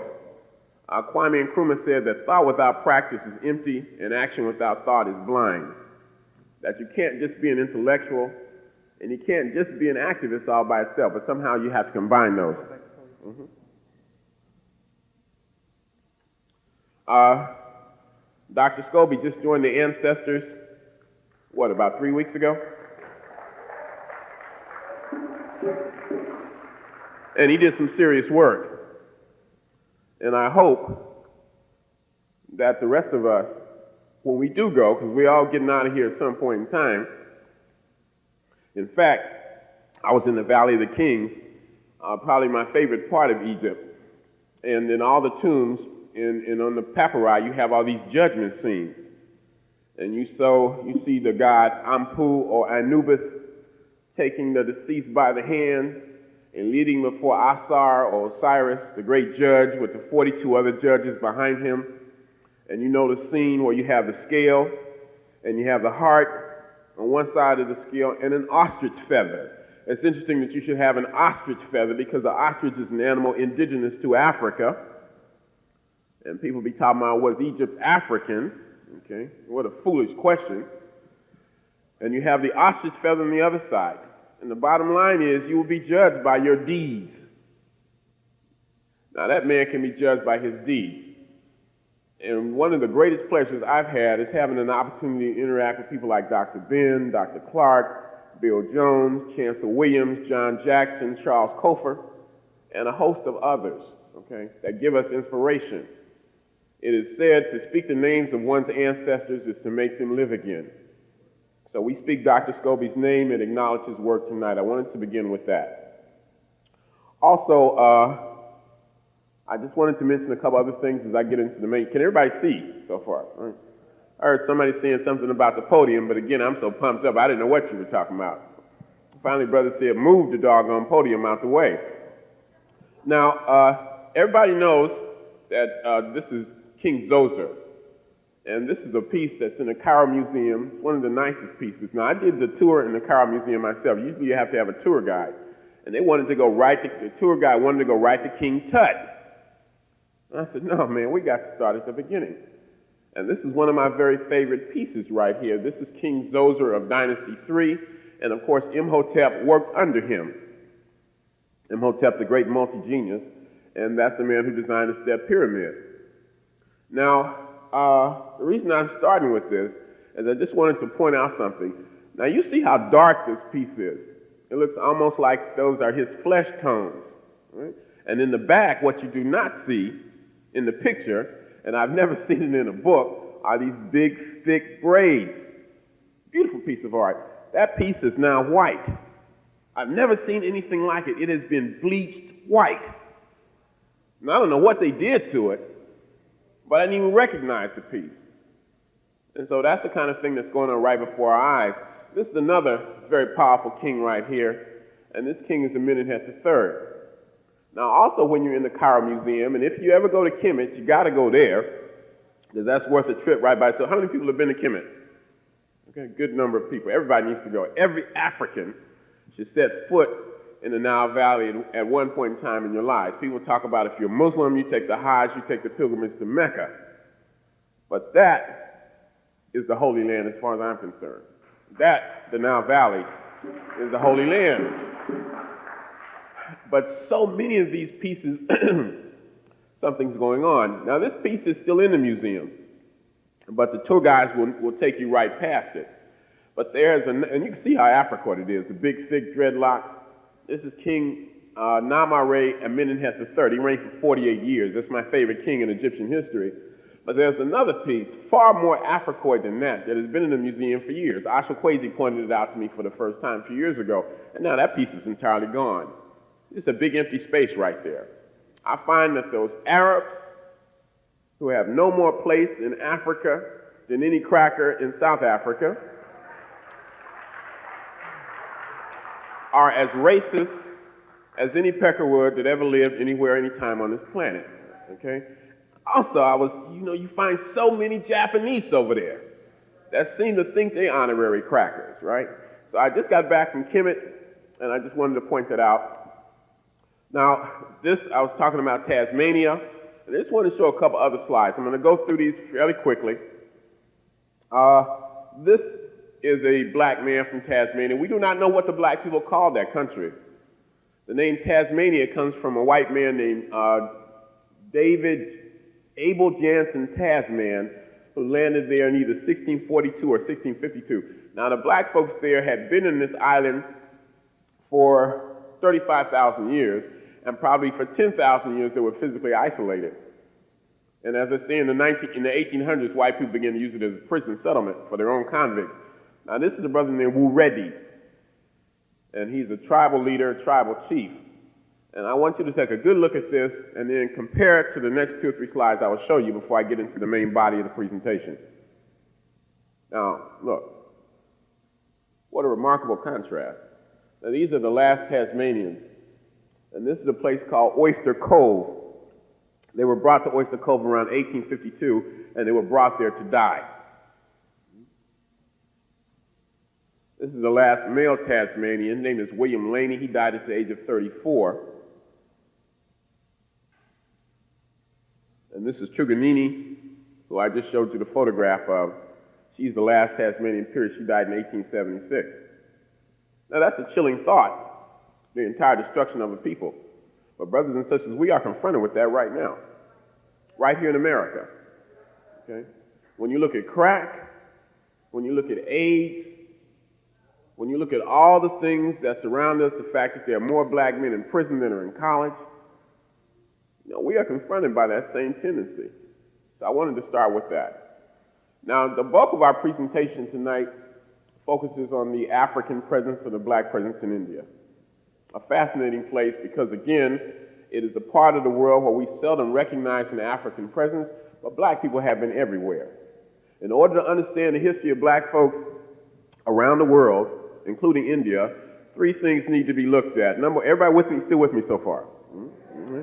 Now, in order to understand the history of black folks in any part of the world, three phases need to be looked at. Number one, you need to be able to see, as I know you do, black folks as the first people on the planet. That all modern humanity comes out of Africa, whether you like it or not. Now, you got some humanity we don't want to claim. But, they can trace their roots back to Africa, too. And those black folks, when they spread all over the world, they went into Asia, they went into Europe, they went in America, they went in Australia. First people in the Western Hemisphere were black people. And then you have black folks who came and they introduced what we call civilization all over the world. Everywhere. Everywhere, no exceptions. In China, the first dynasty is called the Shang dynasty. The people that came after the Shang described them as having black and oily skin. In Japan, you have the traditions of the first samurai and the first shoguns being black. You have black people in places like Korea and Vietnam. The first people to go into Europe are black people. In Scotland in the 10th century, you had a black king who reigned over 3 provinces. You have black Vikings. You have blacks who introduced the Olmec civilization, and as well as Africa. And then you have black folks who got caught up in the slave experience. Now, the word slave comes from Slav, as in Yugoslavia. And let me just reemphasize, too, what you already know, that slaves didn't come from Africa. Africans came from Africa, and they came over here against their will. They were farmers and merchants and blacksmiths and scientists and astronomers and mothers and fathers and sons and daughters. And they were taken out of Africa involuntarily and brought to the Western Hemisphere where they were enslaved. That same process starts in India. India, the first people were black. The first civilizers were black. And later on, black people were introduced over there as slaves. And the majority of black people in India today are called untouchables. Now, I know black people catch hell all over the world, brothers and sisters. We catch hell right here in Brooklyn. I catch hell every day in Los Angeles. I just left Egypt, and black folks catch hell over there. I just mentioned Australia and Tasmania. Black people shot to death for use as dog food.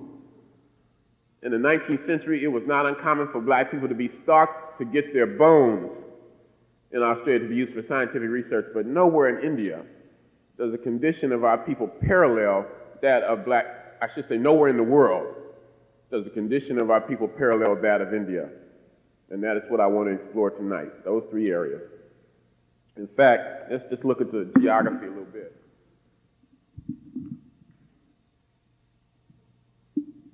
Now, this is where we want to start. Came over here. This is the Himalaya Mountains, or the Himalayas. This is where the first civilization in India began. It began along the banks of this river. That's the Indus River. Civilizations begin along the banks of rivers because rivers facilitate transportation, irrigation, and communication. The first place it starts is the Nile Valley, and it spreads to the rest of the world. This is the Ganges River. The Ganges River, according to most accounts, is a name given to it by an Ethiopian general who led an army out of Africa in antiquity and conquered as far as this area and left his name. I didn't used to believe that. Jay Rogers pointed that out, and I said, well, maybe this is where Rogers made a mistake. Well, Rogers didn't make many mistakes. He was a meticulous detective. About 10 years ago, Van Sertima sent me a photograph of King Ganges that he got in Trinidad. Most of the black folks today are in South Central India and South India, and they are called Dravidians or Tamils.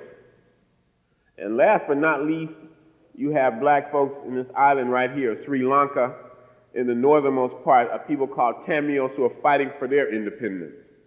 The major liberation group is called the Tamil Tigers. They are the baddest, the most ferocious group of liberation fighters I've ever studied in my life. When these brothers, one of them blew up Rajiv Gandhi a few years ago, a sister, walked up to him with a bomb under her skirt, blew him away. They still looking for Gandhi, right? And I hope they never find him, right? You have these brothers and sisters here when they go, and I'm going to talk about Gandhi tonight too. You have these brothers and sisters over here, when they go into battle, they have a string around their neck with cyanide capsules on each side. They don't intend to be captured in battle. I would like to see us develop some of that ferociousness over here. And some of us have it. The problem is, we're killing other black folks. So that's a little bit about the geography. Now this is from, ancient India, the Indus Valley that I just showed you. Now from about 2300 BC to about 1500 BC, black people had it going on. They had an area larger in size than Kemet. The mother goddess reigned supreme. Women were very powerful. And anytime you see an ancient society where women are very prominent, you know there were black folks there. Anytime you have a society where women played a prominent role, there were some sisters over there. That is our tradition. You have a highly developed technology.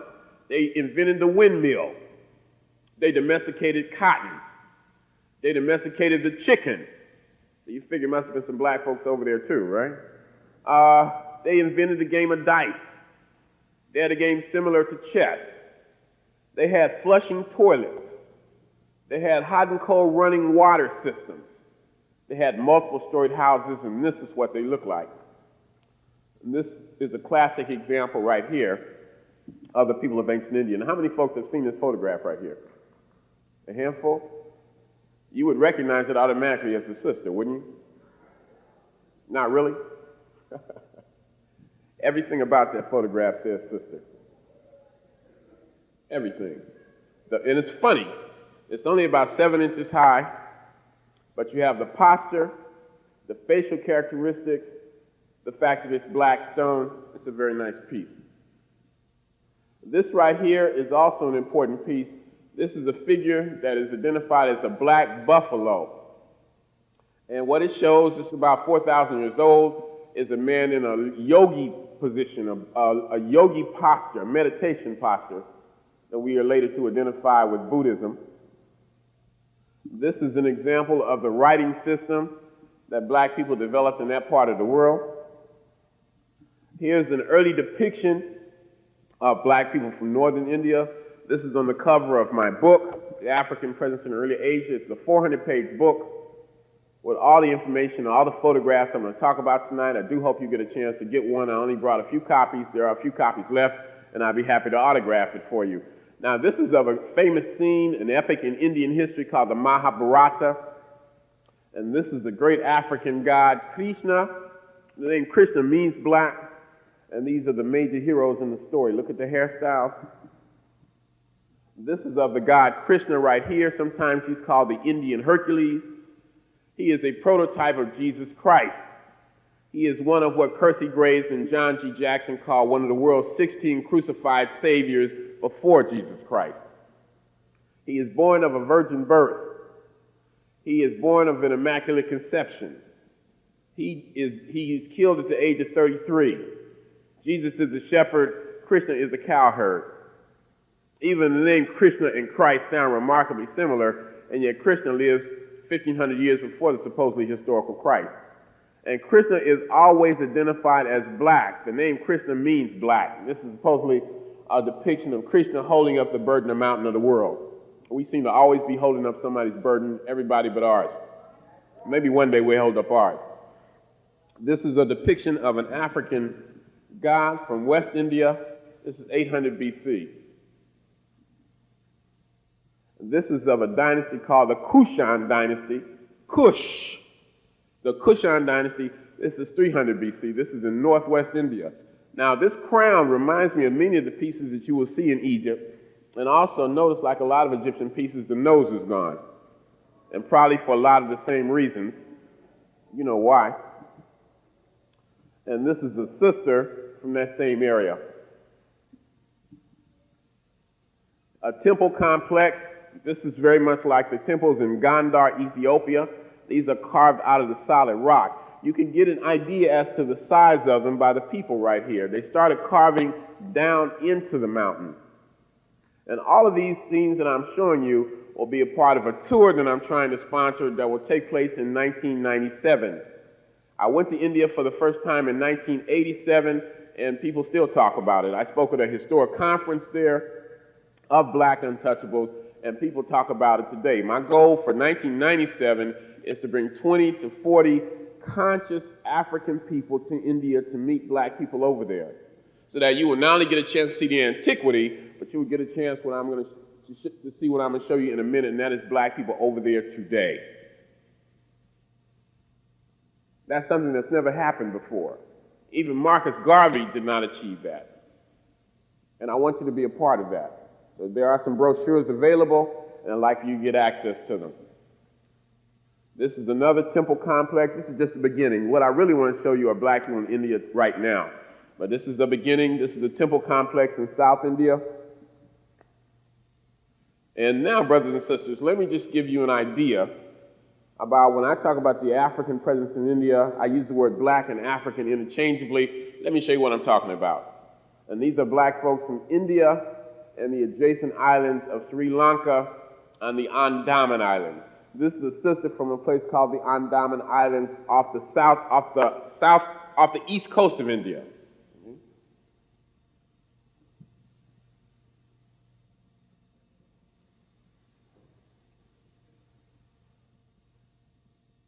Now, these brothers and sisters have almost been wiped out now.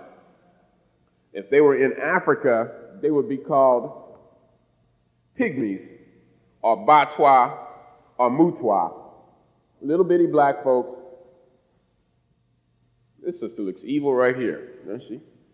And I guess she has good reason to, because they have been subjected to they're very similar to the Tasmanians, except a few of them survive today. And that's the major problem right there.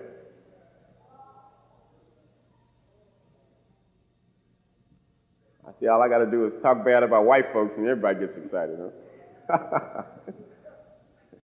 And just to kind of compare, these are Black people from East India. And I just slipped this photograph in there. These are Black people from the Philippines today. See, all of these are areas that we really haven't looked at. What is the African presence globally?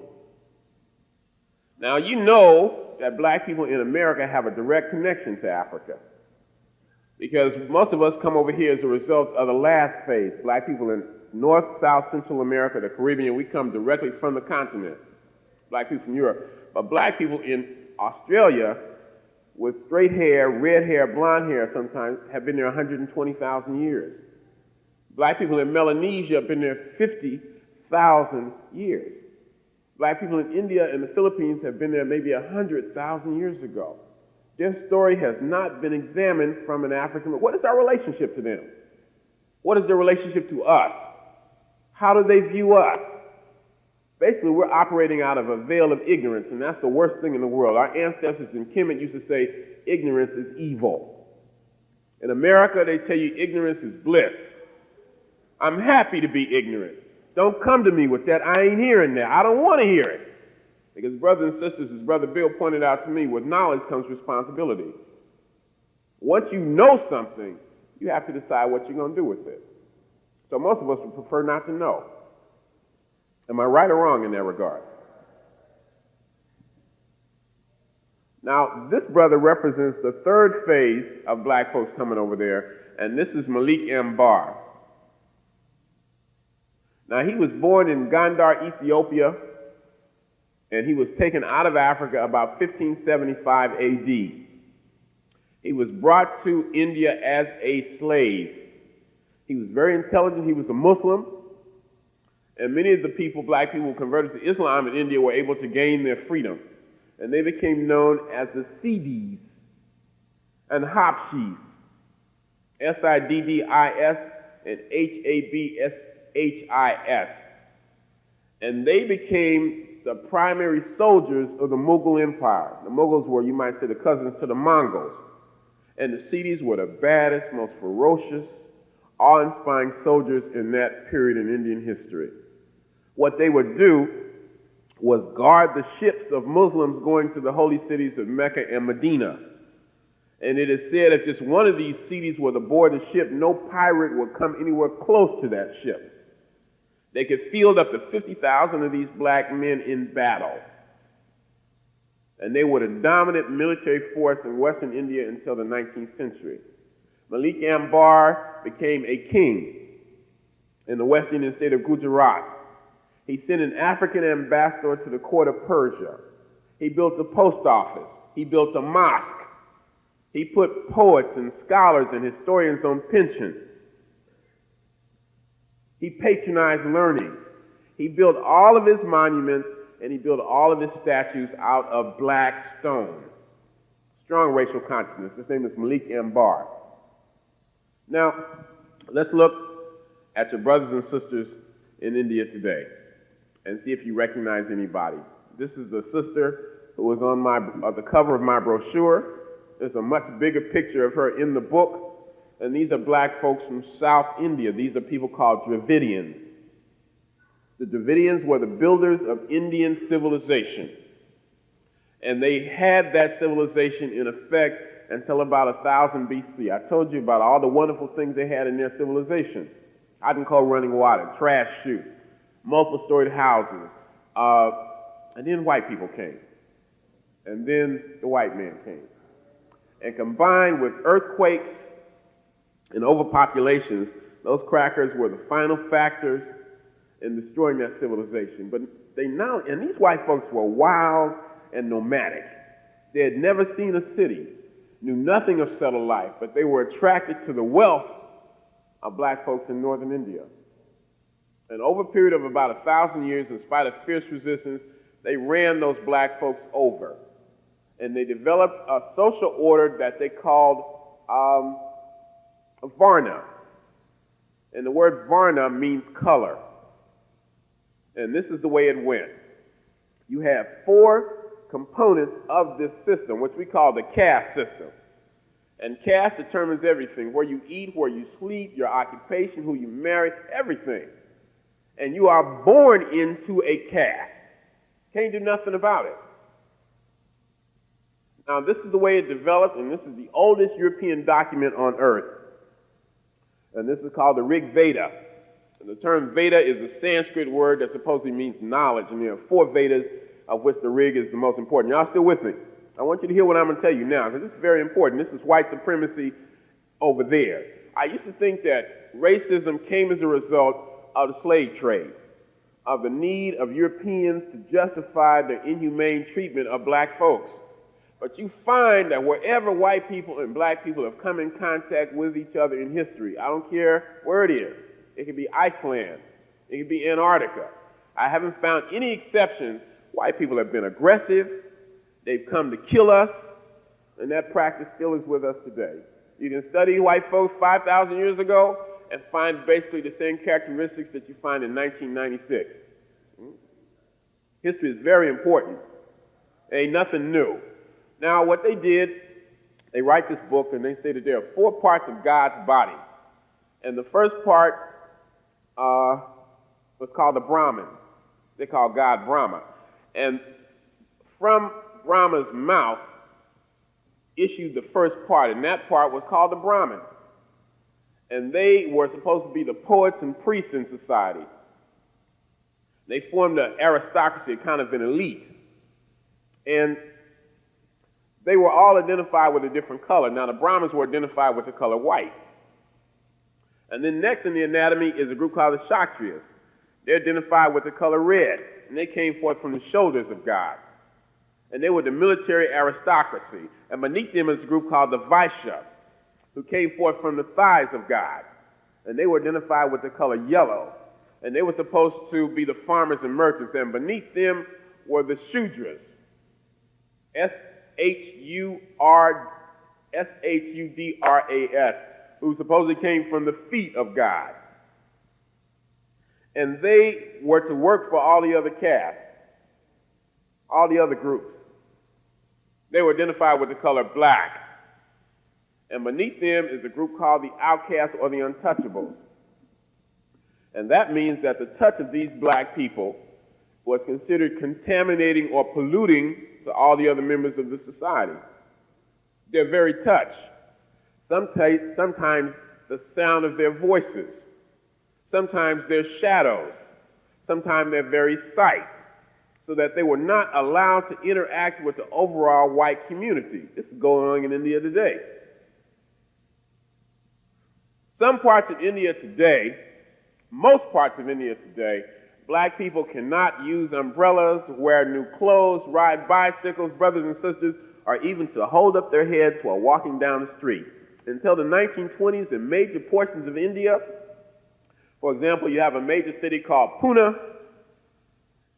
These untouchables, most of whom are black, could not enter the city between the hours of 9 a.m. and 3 p.m. because it was thought that because of the position of the sun, their shadows would be too long and the sun would cause a shadow to reflect on their body and pollute other people. When they walked down the street, they had to attach a broom to their back to erase any evidence of their presence, and they had to attach a cup around their neck to capture any spittle that might escape their lips and contaminate the ground. They were not allowed to listen to the recitation of any sacred text. If they were caught, their ears would be filled with molten lead and tin. This is in Indian law books, Brother Maddox, in Indian law books. If you struck a member of another caste, in other words, if a black person struck a white person, your arm would be cut off or your leg would be cut off.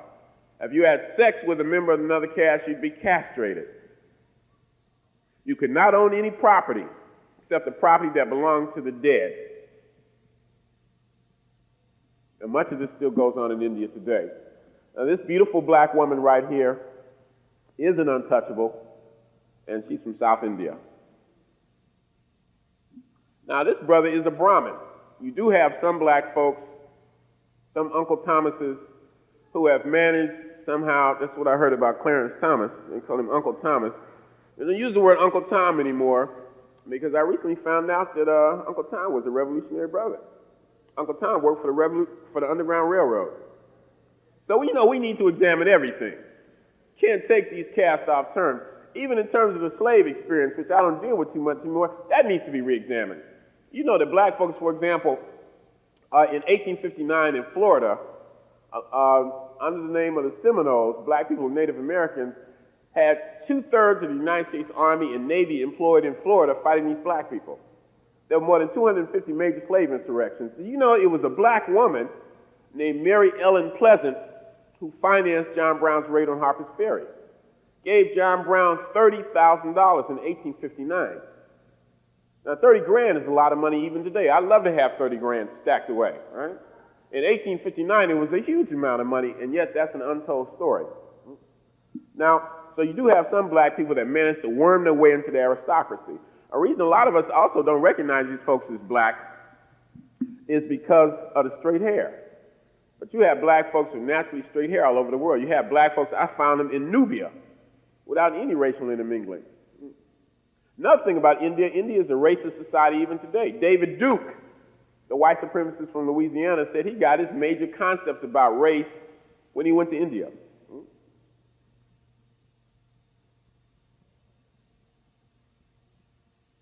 Now, this is a beautiful photograph right here.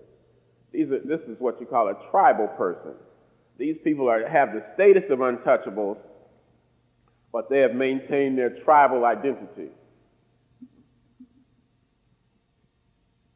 The bangles denote wealth. Look at this sister right there. Now, you couldn't hardly tell her from a person from Central Africa. These black folks look particularly like the Maasai in Kenya, don't they?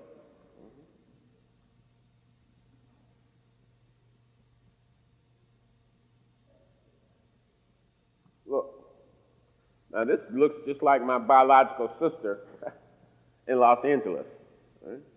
And these are black people from South Central India. What is it about South Central that seems to draw us like a magnet wherever we are? People ask me that about Los Angeles all the time. This is Satya Sai Baba. Some people consider him a sage and a holy man. Others consider him a punk and a sellout. So I guess it depends on your perspective.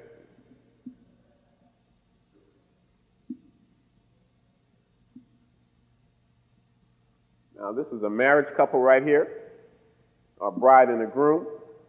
They don't look too happy. You should see me and my wife. We look very happy. I tell you, when you meet the right sister, there's nothing like it. Now, look, this, all the features are there. The only major difference, the only comparison, the only contrast is the hair texture.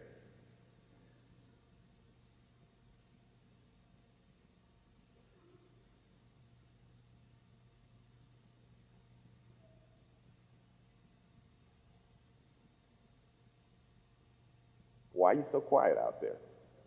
Just taking it in, huh? That's the good thing about a slide presentation. It makes it very easy. These images don't lie. And one of the things I want to do is build up a vast, vast slide collection. We need to have teachers with access to these sorts of things, right? And again, that's one of the reasons I do appreciate Brother Maddox, because I'm totally self-employed. And this is what I do. This is my life's commitment. So coming here, being able to sell a few books and generate some income, it allows me to develop this kind of background. So when I'm up here doing these presentations, believe me, I realize this is a collective effort. I'm just a spokesperson, but this is something that requires the input of all of us. All of us have a contribution to make here. And if we don't do that collectively, we're not going to make it as a people. Yeah. Now, this looks very much like a brother you would see in Australia, doesn't it? Remember, you have 160 million untouchables in India alone. You have more untouchables in India than the combined populations of England, France, Belgium, and Spain. The condition of these black folks today is terrible, even particularly the condition of untouchable women. If you're black and you're a woman, and you're an untouchable, that means you have a life of misery from the very beginning. And you cannot get out of your caste. Born into it, that's it. It is believed in Hindu thought, and caste is the basis of Hinduism, the one religion where social inequality is written into it. Now, all of them practice social inequality. But Hinduism is the one where it is written into it that people are born unequal. It is believed that people are born untouchable because of karma and rebirth and sins accumulated in previous lifetimes. I can't go for that. Now, within the last 30 years, you've had a group of black folks who call themselves Dalit, D-A-L-I-T, and these are very angry, so-called militant black people. They take their inspiration from organizations like the Black Liberation Army and the Black Panthers. They've always been taught not to fight back, to be docile, because the key in Hinduism is this. You're born an untouchable, and that means you're catching hell. But if you accept your status meekly, then you will be born on a higher level in the next life. Here we're told, be a good African, and you'll go to heaven. Don't worry about somebody with their foot in your rectum right now. You're going to be born, in the cities of, you know what I'm saying. You're going to heaven, everything's going to be cool. What if they taught something similar to that? Be humble. Be passive. Be meek. And by and by, everything will be cool. By and by.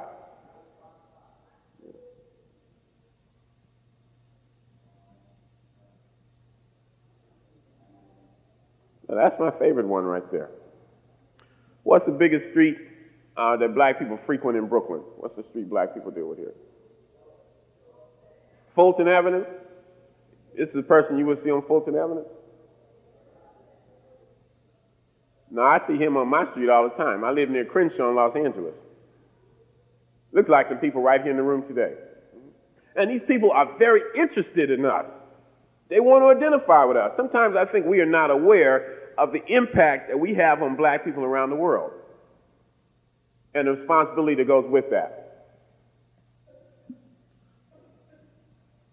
Now, this is a tribal person, and again, these people have been beaten down. These people were made untouchables because they are the ones who fought the hardest when white people came into the country.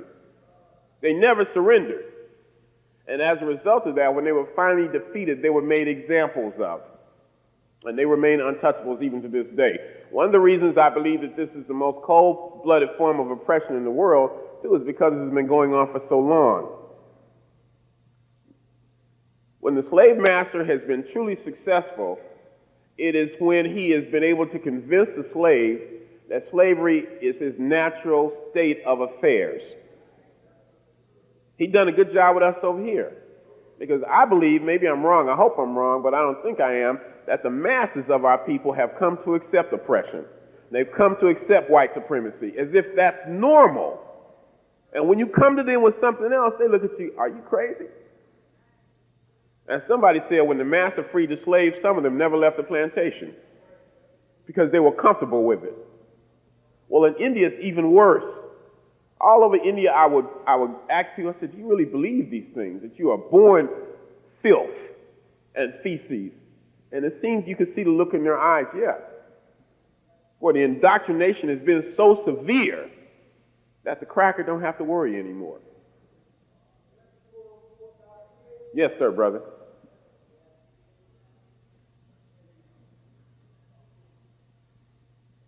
And I just wanted to show you this. Now, I pointed out that black people developed the first, I'm just going to take about 5 more minutes, and then y'all have to invite me back.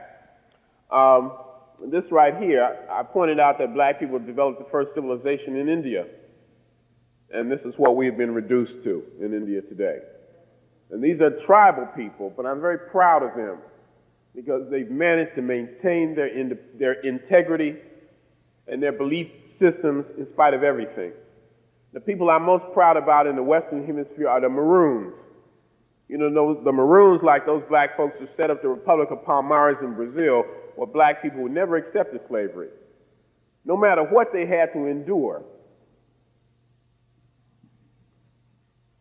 Also, Hinduism, I pointed out, is a racist religion. It's a color-coded system. And so you have a reaction to it, and that is on the part of Buddhism. Now, the Indians believe, the untouchables believe, that the Buddha was a tribal leader who advocated resistance. And they take great pride in that. And you will see that the earliest depictions of the Buddha do, in fact, show him to be a black man, such as this one right here. But even black folks have somehow inserted their own gods into the Hindu pantheon. For example, this is a god named Shiva from South India. Perhaps what's so cold about it, though, Dr. Lynn Jeffries, is that who I see over there? I thought you were supposed to be in Los Angeles, brother. How you doing? All right. Dr. J. That even, this is the bad part about it now, even in the parts of India where black people dominate, they still practice untouchability, even amongst themselves. The reason the system has not been broken is because even the untouchables have a hierarchy, so that some are less touchable than others. That's how the system remains intact, because the cracker has been able to divide us to the point where we fight each other and see ourselves as the enemy instead of looking at the real enemy. Brothers and sisters, we need a whole new reorientation. That's why these forums are essential. That's why you need to be proud of yourself for organizing these programs. And of course, this is a CD or sadhu, very spiritual. Some of us become so spiritual that we lose touch with reality. I ain't got no use for that kind of spirituality. The only kind of spirituality I'm really interested in is something that is rooted towards destroying white supremacy and restoring black people to their rightful place in the world. That's what I'm for. If you're a Buddhist, if you're a Muslim, if you're a Christian, as long as you're for Africa, I'm for you. We can work together, okay? I ain't none of those things. I consider myself an African spiritualist, whatever that is. But all of it has to go towards the uplift of African people, right? Now, I wrote an afterword to a book called Dalit, the Black Untouchables of India, written by a colleague of mine in India named, I'm just going to take a few more minutes, named V.T. Rashekar. And the cover of the book says, if you knew the condition of black people in India, you too would be in tears. This is a tribal woman whose husband has just been murdered by a group of caste Hindus.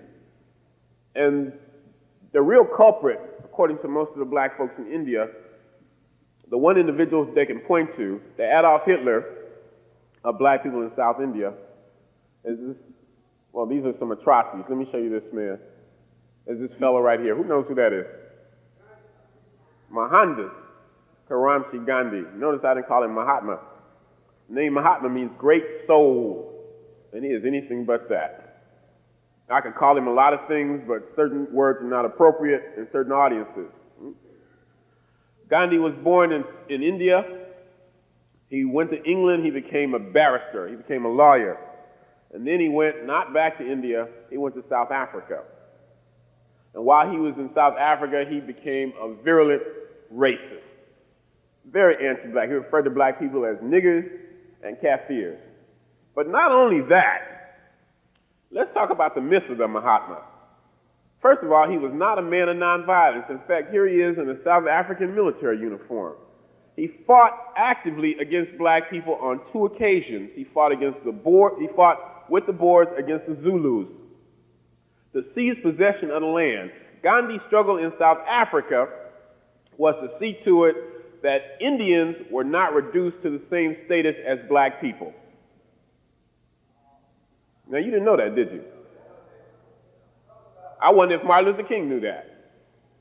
History is critical, brothers and sisters. Malcolm X used to say, of all our studies, it is history that is most qualified to reward our research. He didn't say it was the only thing, but he said it was a vital thing. Some people think that what we're trying to do is get lost in the past, to go back to ancient Egypt. You couldn't do that even if you wanted to. We're talking about what lessons we can learn from it, even recent history. There's your boy, Mohandas Gandhi. Now, I know I got friends of mine in India, at the mere mention of the name Gandhi, get angry. You can see them clench their teeth. I got a buddy named Velu Anamale. One time, Velu and I were just talking, and I made the mistake of using the word Mahatma. I thought our whole relationship was going to end. Right? They consider him the greatest enemy of black people in the history of Asia. That's their word. They say they would kill him if he were alive today. Gandhi is like Columbus. He has had these myths grow up around him. But when we begin to take away that myth and see who this man really is, we look at him with contempt and disgust. And he becomes public enemy number 1. There he is with a whole group of Indians, again, that were employed by the British, by the crackers in South Africa to dispossess black people there. Now, this is the major leader of the Untouchables, or Dalit. His name is B.R. Ambedkar. He's from central India. He came at a time when the British were in control of India, and he was able to go to the United States and receive an education. He was inspired, like Marcus Garvey, he read Booker T. Washington's Up From Slavery. Very inspired by it. He went to Columbia University. He was actually in New York for a brief period at the same time Marcus Garvey was here. They may have met. And he came back to India, and he was the most educated man in all of India, even though he was an untouchable. They decided to make an example out of him, and Uncle Thomas out of him. And so what happened was, they put him in the government, and they put him in the law department. And he found out that the law clerks wouldn't touch his legal briefs. And that when he got ready to leave the office at night, they would take a rag and wipe the doorknob off and remove the carpet so he wouldn't walk on it. So Mbekar said, hey, I see how it is. No matter how brilliant I may be, I'm still an untouchable. And he dedicated himself to fighting for the uplift of his people. So for them, he is the Marcus Garvey, Elijah Muhammad, Malcolm X, Louis Farrakhan, Frederick Douglass, Nat Turner, you name it, all roll into one. His name is B.R. Ambedkar. And to show you the progress black folks are making there, same thing we got to do over here is realize we have to do it ourselves. You cannot expect the same people to put shackles and chains on your hands and your feet to liberate you. How we developed that idea, I don't know. Here's a group of folks who went to Africa to hunt you down and get you, take you over here like sardines in the most brutal manner possible. I've never been to West Africa yet, although Lynn Jeffries keeps telling me and John Henry Clark I gotta go, because I'm gonna go crazy in one of those slave fortresses, right? Some of us, all right, I'm going one day, brother, but I gotta prepare myself mentally, right? These brothers and sisters over there have developed what they call the Dalit Panthers. And they name it directly after the Black Panther Party. They take their inspiration from us. And this is the office of the Dalit Panthers in Bombay, India. Now, I'm going back to India in 1997. And I want some of you to go back with me. Again, the brochures are over there, the books and tapes are over there. You ought to get a hold of one. And last but not least, this is the last slide I want to show. That's Dr. Chancellor James Williams. And I wanted to show Dr. Williams because he is probably the single most influential person in my life in terms of pushing me in the direction of India. And at some point in time, I decided, it was pushed on me, Runoko, specifically, what are you going to do? What area of research are you going to focus on? And I read Chancellor Williams' book, The Destruction of Black Civilization, and that is what I decided that I wanted to do. Brothers and sisters, it's kind of late. And I know I've covered a lot of ground. Brother Maddox covered a lot of ground too, but there's a lot to cover. And this is just the tip of the iceberg. It has been said that history is like a light that illuminates the past and a key that unlocks the door to the future. In a limited amount of time, I hope tonight we've been able to shed some of that light on what we must do and help open up the key, or take that key and insert it in the lock and open up the key to the future. I want to thank you very much, and I look forward to the dialogue the next time. Hotel.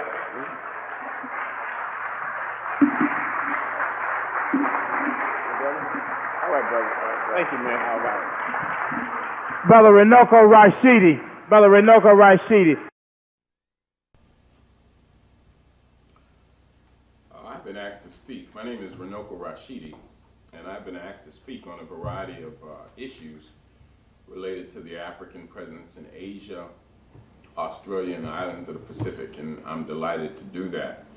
Now, first things first, we should begin to talk about the origin of humanity in Africa and the dispersal of African people into Asia, Australia, again, the islands of the Pacific. Now, we know that the earliest form of humanity began, as far as we know, in Central Africa, somewhere in this area of Tanzania, Kenya, Ethiopia. In fact, from this whole region, from Ethiopia down into Southern Africa, for the last 25 years or so, we've been saying that the earliest form of humanity is Australopithecus afarensis. This is a term which means great southern ape from afar.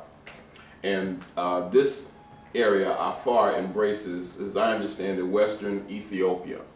In 1974, a team of paleontologists led by Africans as well as Europeans, specifically the team was headed by a man named Dr. Donald Johansen, a European American, located and identified the bones of an African woman, subsequently known as Dinkanesh to Africans. This is a term which means you are wonderful, and Europeans called her Lucy.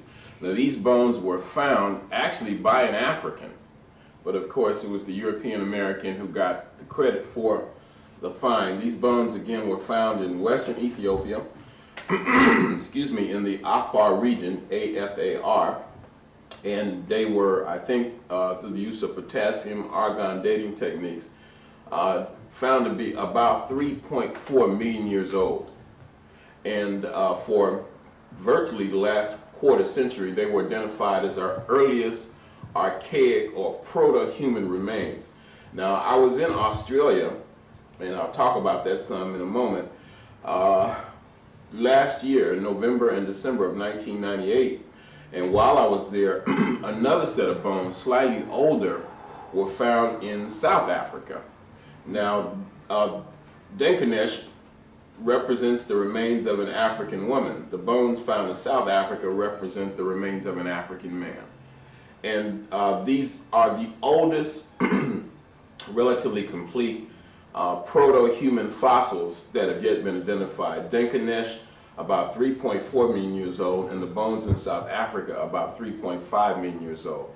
And these were both of the species of man called Australopithecus. Again, that term means Great Southern Ape. And that term came into being, I believe, in the early part of the 20th century because most of the early fossil finds were identified in Zimbabwe and South Africa. So therefore, Great Southern Ape. Now, this is again about 3.5 million years ago, and then following that, about 2 million years ago, you have the another ancient ancestor called Homo habilis, and this term means handyman. And all this evolutionary process is occurring only in Africa. You have to begin in Africa for the origins of virtually everything ancient.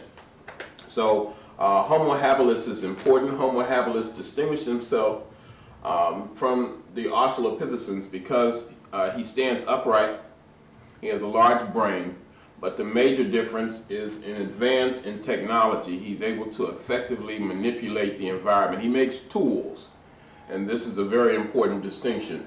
Homo habilis is eventually followed by Homo erectus, and that simply means erect man. And the earliest, as far as I know, remains of Homo erectus have been found in Kenya. A lot of them are intimately identified with the Leakey family, Louis Leakey, Mary Leakey, and eventually Richard Leakey. Homo erectus is very important and is an advance from Homo habilis, or handyman, because by this time we have lost most of our body hair. And as a result of that, because of the environment we lived in, you have very dark skin or dark pigment, you're heavily melanated, and you have tightly curled hair. Today, these characteristics would be identified as typically African. Homo erectus is also important because for the first time in human history, we might say, humanity is able to migrate over large distances, over long distances. We, again, make tools. We have domesticated fire. Homo erectus is important, among other reasons, because of the domestication of fire, a very basic human technology. In fact, until about 20 years ago, it was thought or taught that fire was domesticated in China about 500 years ago. But within the last 20 to 25 years, it's been found that fire was in fact domesticated in East Africa about 1.5 million years ago. So because of the domestication of fire, because humanity had learned, for example, how to take an ostrich shell, put a hole in it, pour the contents out, or use the contents, and then put water in it, like an ancient kind of canteen. And so humanity is able to travel long distance. We've lost most of our body hair, we have a dark pigment, we have tightly curled hair, and so for the first time, humanity is able to engage in intercontinental travel. So that in China, you have what is commonly known, or was known for a long time, as Peking man, now called Beijing man. And in Indochina or Indonesia, in the island of Java, you have what is called Java man. These were regional variations of those early Africoid populations known as Homo erectus. Finally, Homo erectus is followed by Homo sapiens. So in Europe, Homo sapiens is identified by the term Neanderthal man. And again, this represents another advanced stage of humanity. And finally, through the use of DNA studies, particularly mitochondrial DNA, we have the advent of Homo sapiens sapiens, wise man, or modern man. And we know these studies began at least by 1985, 1986. You have a fellow at Oxford University named Dr. James Wainscoat, and then at the University of California at Berkeley, Dr. Alan Wilson, and at the University of Hawaii at Manoa, where I taught briefly, you have a woman named Dr. Rebecca Khan. You have similar studies going on at the University of Nigeria at Ibadan. These studies show that based on DNA, specifically mitochondrial DNA, which can only be traced through the genes of women, that all modern human beings have an African ancestor. That modern humanity, not just archaic humanity, not just the Australopithecines, not just the early hominids, but modern humanity itself begins in Africa and begins to disperse itself all over the rest of the world. And this is where we get the so-called variations in the human race. Now, I contend that there's only one race, and that's the human race, which originated in Africa. All of us, like it or not, have an African ancestor. And the problem that many of us have with that is the way we have been taught to view Africa in a vastly negative light. So therefore, many people reject the African origins of modern humanity out of hand, simply because of racial prejudice and bias. But these studies again indicate conclusively that modern humanity began in Africa, dispersed to the rest of the world. For example, as a sidelight, African humanity goes into Europe, and we are affected by Ice Age conditions, and we are forced to adapt physically to those Ice Age conditions. And we know that this happened. For example, the sun for thousands of years would almost literally go out, and we'd be forced to live in the caves of Europe, losing much of our melanin pigment, our melanin content. We would, our noses would probably grow longer and thinner so that they're not breathing in the cold Arctic air that would freeze our lungs. The hair on our body would grow different, almost covering us like a mat because of the extreme cold.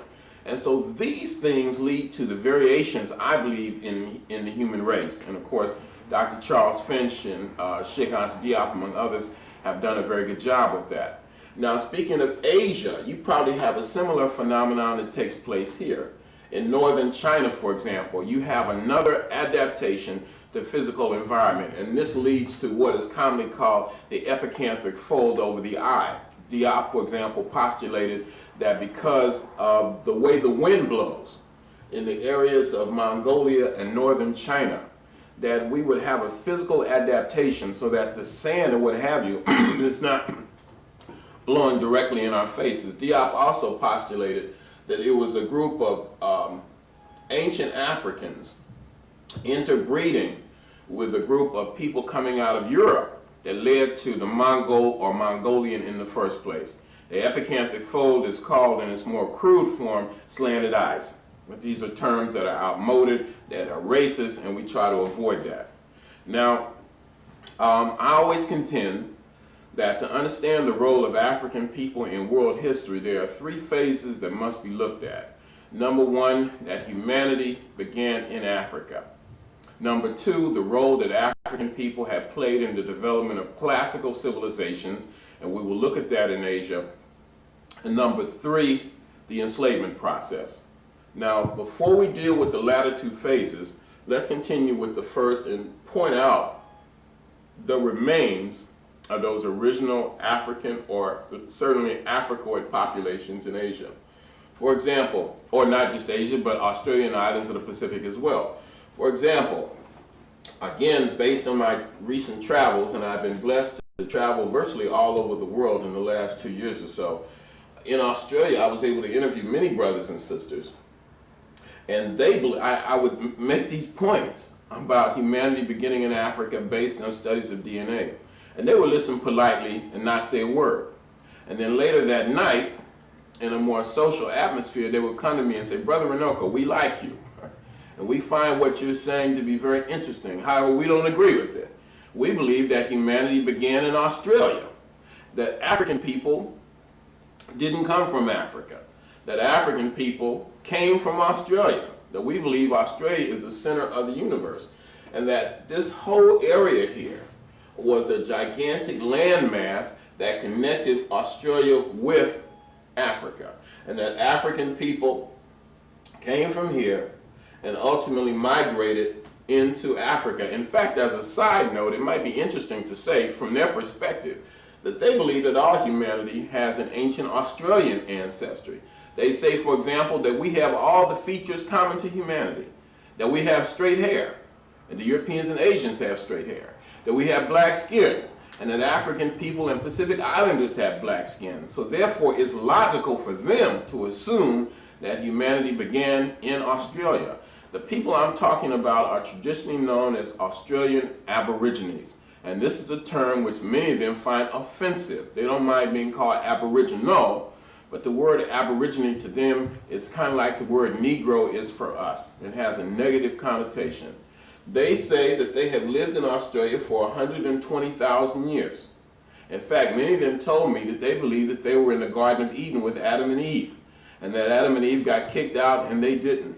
They see themselves as the custodians of the land. They refer to earth as mother, and they have a very close connection with the earth, with mother. Of course, today they have been terribly abused, terribly oppressed. They refer to themselves oftentimes as black fellas, and they have their own indigenous names. For example, in the north here, they refer to themselves as Benning people. I think that's spelled B-E-N-N-I-N-G.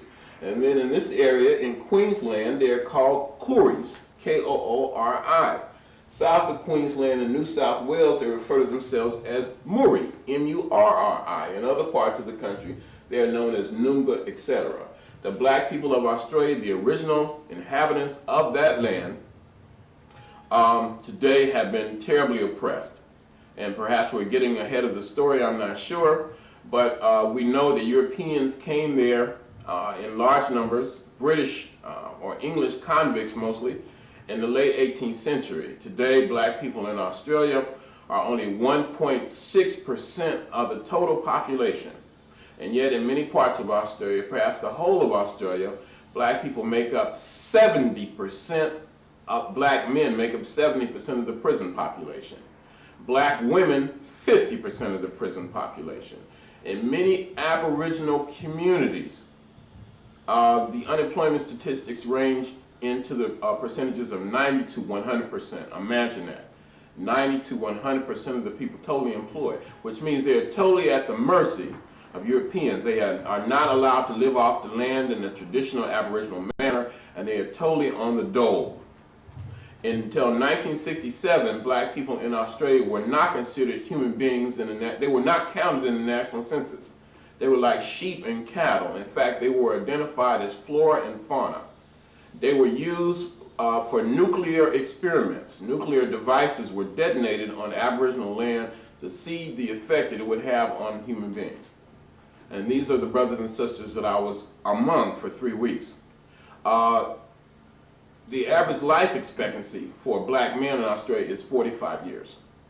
You said they were used as dog food. One thing, Runoko, that whole island at one point was black. Yes. And at what point did Europeans come in? How many how many blacks were there, and over what period, and how were they destroyed? Europeans began to come into Australia, to my knowledge, around the same time they went into South Africa, about 1650. Now, up till that point, Australia had been relatively isolated. We do think, in fact, it seems certain, that there were incursions or, I don't think the word invasion is the proper term, but there were relationships, perhaps not the best, with China in Australia. But certainly Europeans began to establish themselves beginning no later than the 17th century. Now, by the major, Australia is established, certainly what came to be called New South Wales, Australia, is established as a prison settlement beginning in January 1788. And at this time you have, I think, 4 shiploads of white people, English, who sail into what became known as Botany Bay in Sydney. And these are convicts for the most part. You have some administrators, you have some soldiers to keep the convicts in line, and you have missionaries. And at that time it was estimated that you have an Aboriginal population of anywhere from 1 to 3 million people. Within a short time, by the middle of the 19th century, in fact, that population had been reduced to about 50,000 people. And they were truly wretched. You have, among other things, black people who are the victims of mass poisonings. You had the heavy use of arsenic and strychnine. And Europeans would mix it up with flour and knead it into a dough, add a little water, and you would leave it out with the hope or the belief that, from the perspective of white people, that Aboriginal people would eat this food. It was common for black men to be castrated, mass rape of Aboriginal women, black people being herded to the top of cliffs and being forced to jump off, being forced into the ocean and not allowed to get out, being forced to stay in the ocean until they drowned. Mass cremation of the bones of black people. Now, early in the history of whites, what might be called white settlement in Australia, a group of seven white men were hanged for a mass killing of black people. And one of the few times that this happened. And as a result of that, there came to be kind of a pact among these white convicts and their descendants that they could kill black people, but the key was not to let people know about it. There was a pact of silence. Black people might spear a sheep or a cow, or they might attack a white man who was encroaching upon their land and raping their women, because there was black resistance. We've always resisted. And as a result of that, there would be reprisals on the part of white settlers, all out of proportion. If a white man were killed, white settlers, and they had, the advantage they had was the massive firepower. They would go out on a reprisal raid, and they might kill 500 Aboriginal people, might wipe out an entire community, an entire tribe. So it's difficult to say how many black folks there were originally. Estimates range from 1 million to 3 million people. Today, they're only 1.6% of the population. Perhaps the closest analogy we can make is that of Native Americans or Amerindians and their relationship with white people here. It's very, very close. And the situation today is very, very sad. Although there is kind of a spark, there's an essence among Aboriginal people that I haven't found anywhere else in the world. So that's a bit about the Aboriginal people who survived in Australia. Of course, I believe, and most other scholars believe, that humanity did originate in Africa, and over a period of time either came over by land bridge or in all likelihood walked out of Africa into Asia over a period of tens of thousands of years, and ultimately ended up in this area of Indonesia and then sailed from these islands into Australia. This would have made the black people in Australia, the so-called Aboriginal people, the first sailors or the first navigators on this planet. You also have other Aboriginal populations in the islands of the Pacific, sometimes called Melanesia. These are the South Pacific Islands. And these brothers and sisters in areas like New Guinea, Solomon Islands, New Britain, New Ireland, and what have you, Fiji, Vanuatu, have probably been here for 50 to 60 or 70,000 years. Now, they look much more like black folk in Africa today because the dark skin and also the texture of the hair. Black folk in Australia tend to have straight to wavy hair. Black people in the Pacific Islands, at least in the South Pacific, we can talk a bit perhaps of Melanesia, Micronesia, and Polynesia. Melanesia means the Black Islands. Polynesia is many islands, and Micronesia, I guess, small islands. So you have black people, Melanesians, who look very much like folks from Africa in this area, and there may be 10 million of them today, and they are largely the remains of those ancient African migrations from the beginning of modern humanity. And then you have an island to the southeast of Australia, and that island is of course known as Tasmania. Most of us have heard of Tasmania from the United States and other parts of the world because of this cartoon character, the Tasmanian devil. There is a Tasmanian devil. He is a marsupial, very much like a wolverine. And you might say there's a two-legged devil in Tasmania too. Now, the reason I bring up Tasmania after Australia and after Melanesia is because you have black people here who are closely related to the black people of Australia, but they too have tightly curled hair, woolly hair, peppercorn hair, sparrow hair. And all of the full-blooded black folk in Tasmania were wiped out, every last one. The last one is a sister named Truganini, who died in 1876. Not only were these brothers and sisters killed in Tasmania as well as Australia, but they were not even allowed to rest in peace. For example, Truganini, and I'll have to send you a slide of Truganini, the day she died, her body was taken out of the coffin and strung up with piano wire in the Tasmanian Museum, where it remained on display until 1947. Finally, in 1976, 100 years after her death, her body was cremated and her ashes scattered at sea.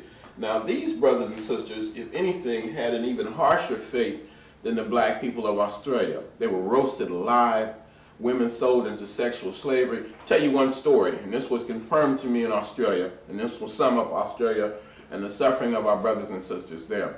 There was a game that white convicts would oftentimes play.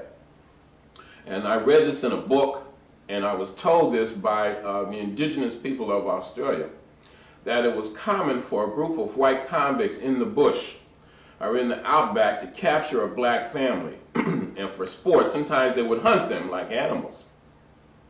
Sometimes, as I say, they would shoot them to death for use as dog food. But a game that they would play is to take an entire family. And they would take the man, the head of the family, and handcuff him in front of his wife and children and castrate him. And then he would run a few yards before he bled to death and died. And then he would be decapitated. His head would be cut off. And the head would be attached around his widow's neck. And she would be forced to parade around with the severed head of her husband around her neck. And then she'd be repeatedly raped by the convicts in front of the children. And then another form of torture, while she is forced to watch, they would bury all of the children up to their necks in the sand, in the soil, and then kick the heads off the babies one at a time. Sometimes they would play a game of polo with the heads of the children.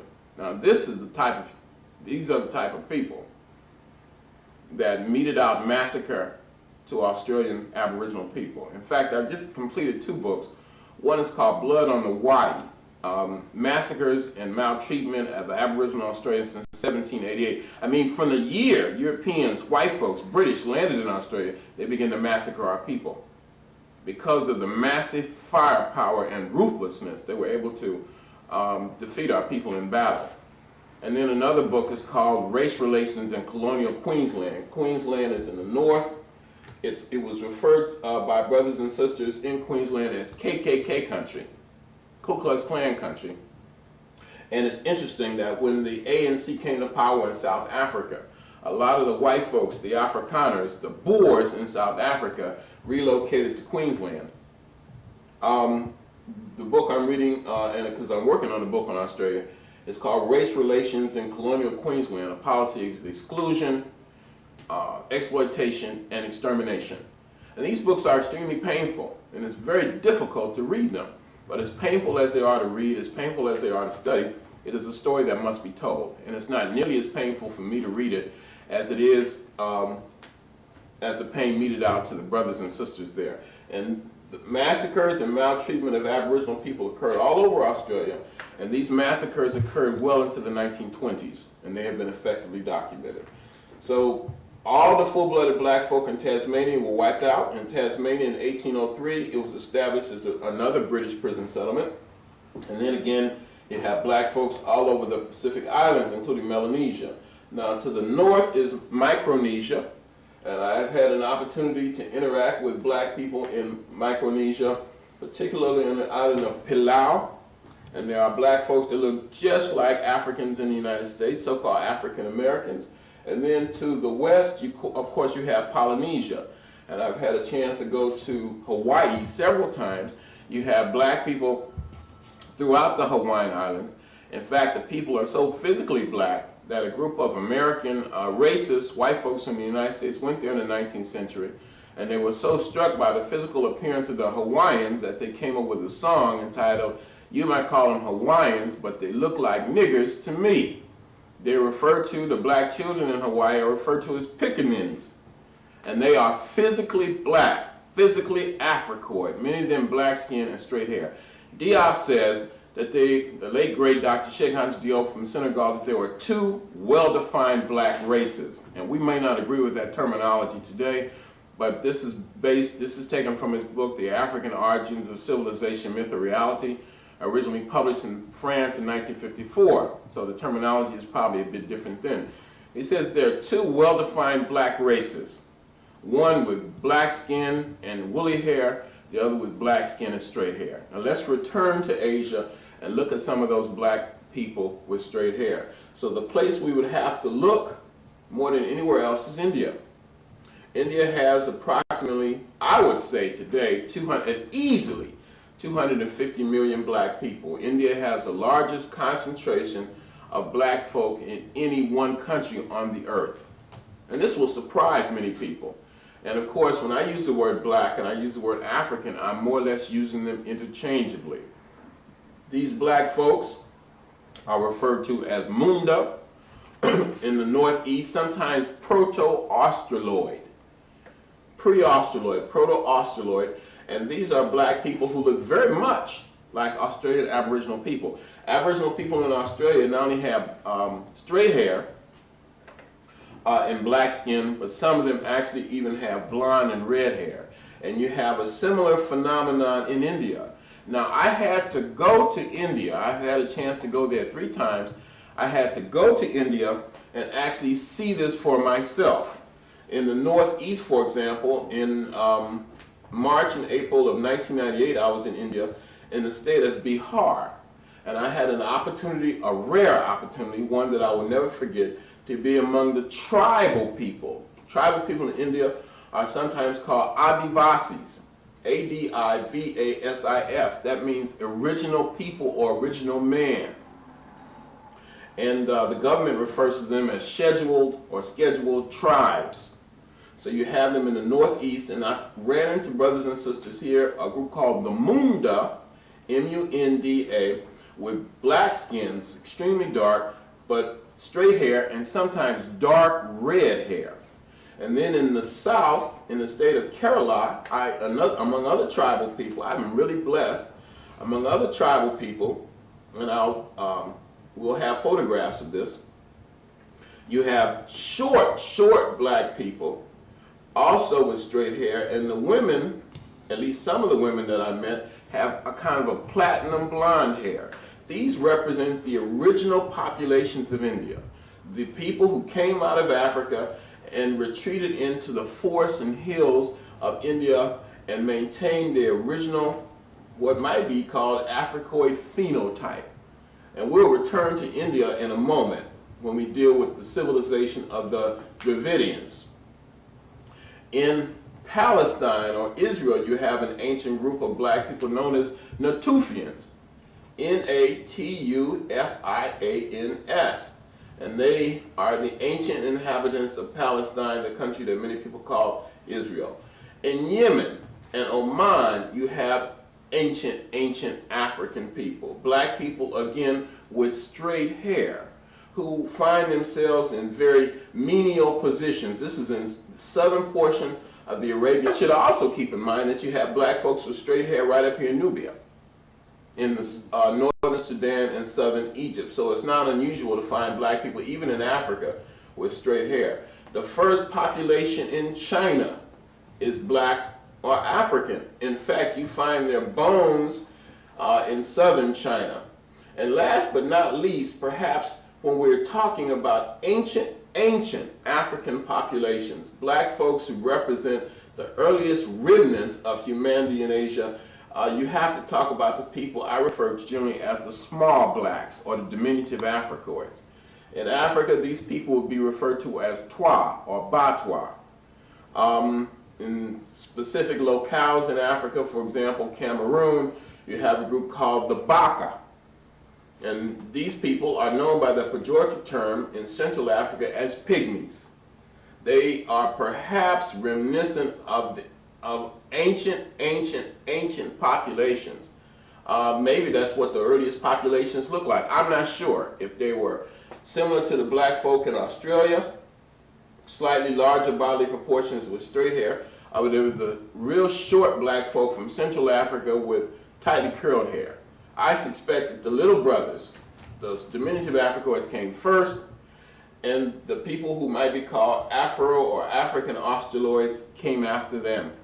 And you find these populations all over Asia. For example, in the Andaman Islands, midway between India and Burma, you have a group of short-statured black people.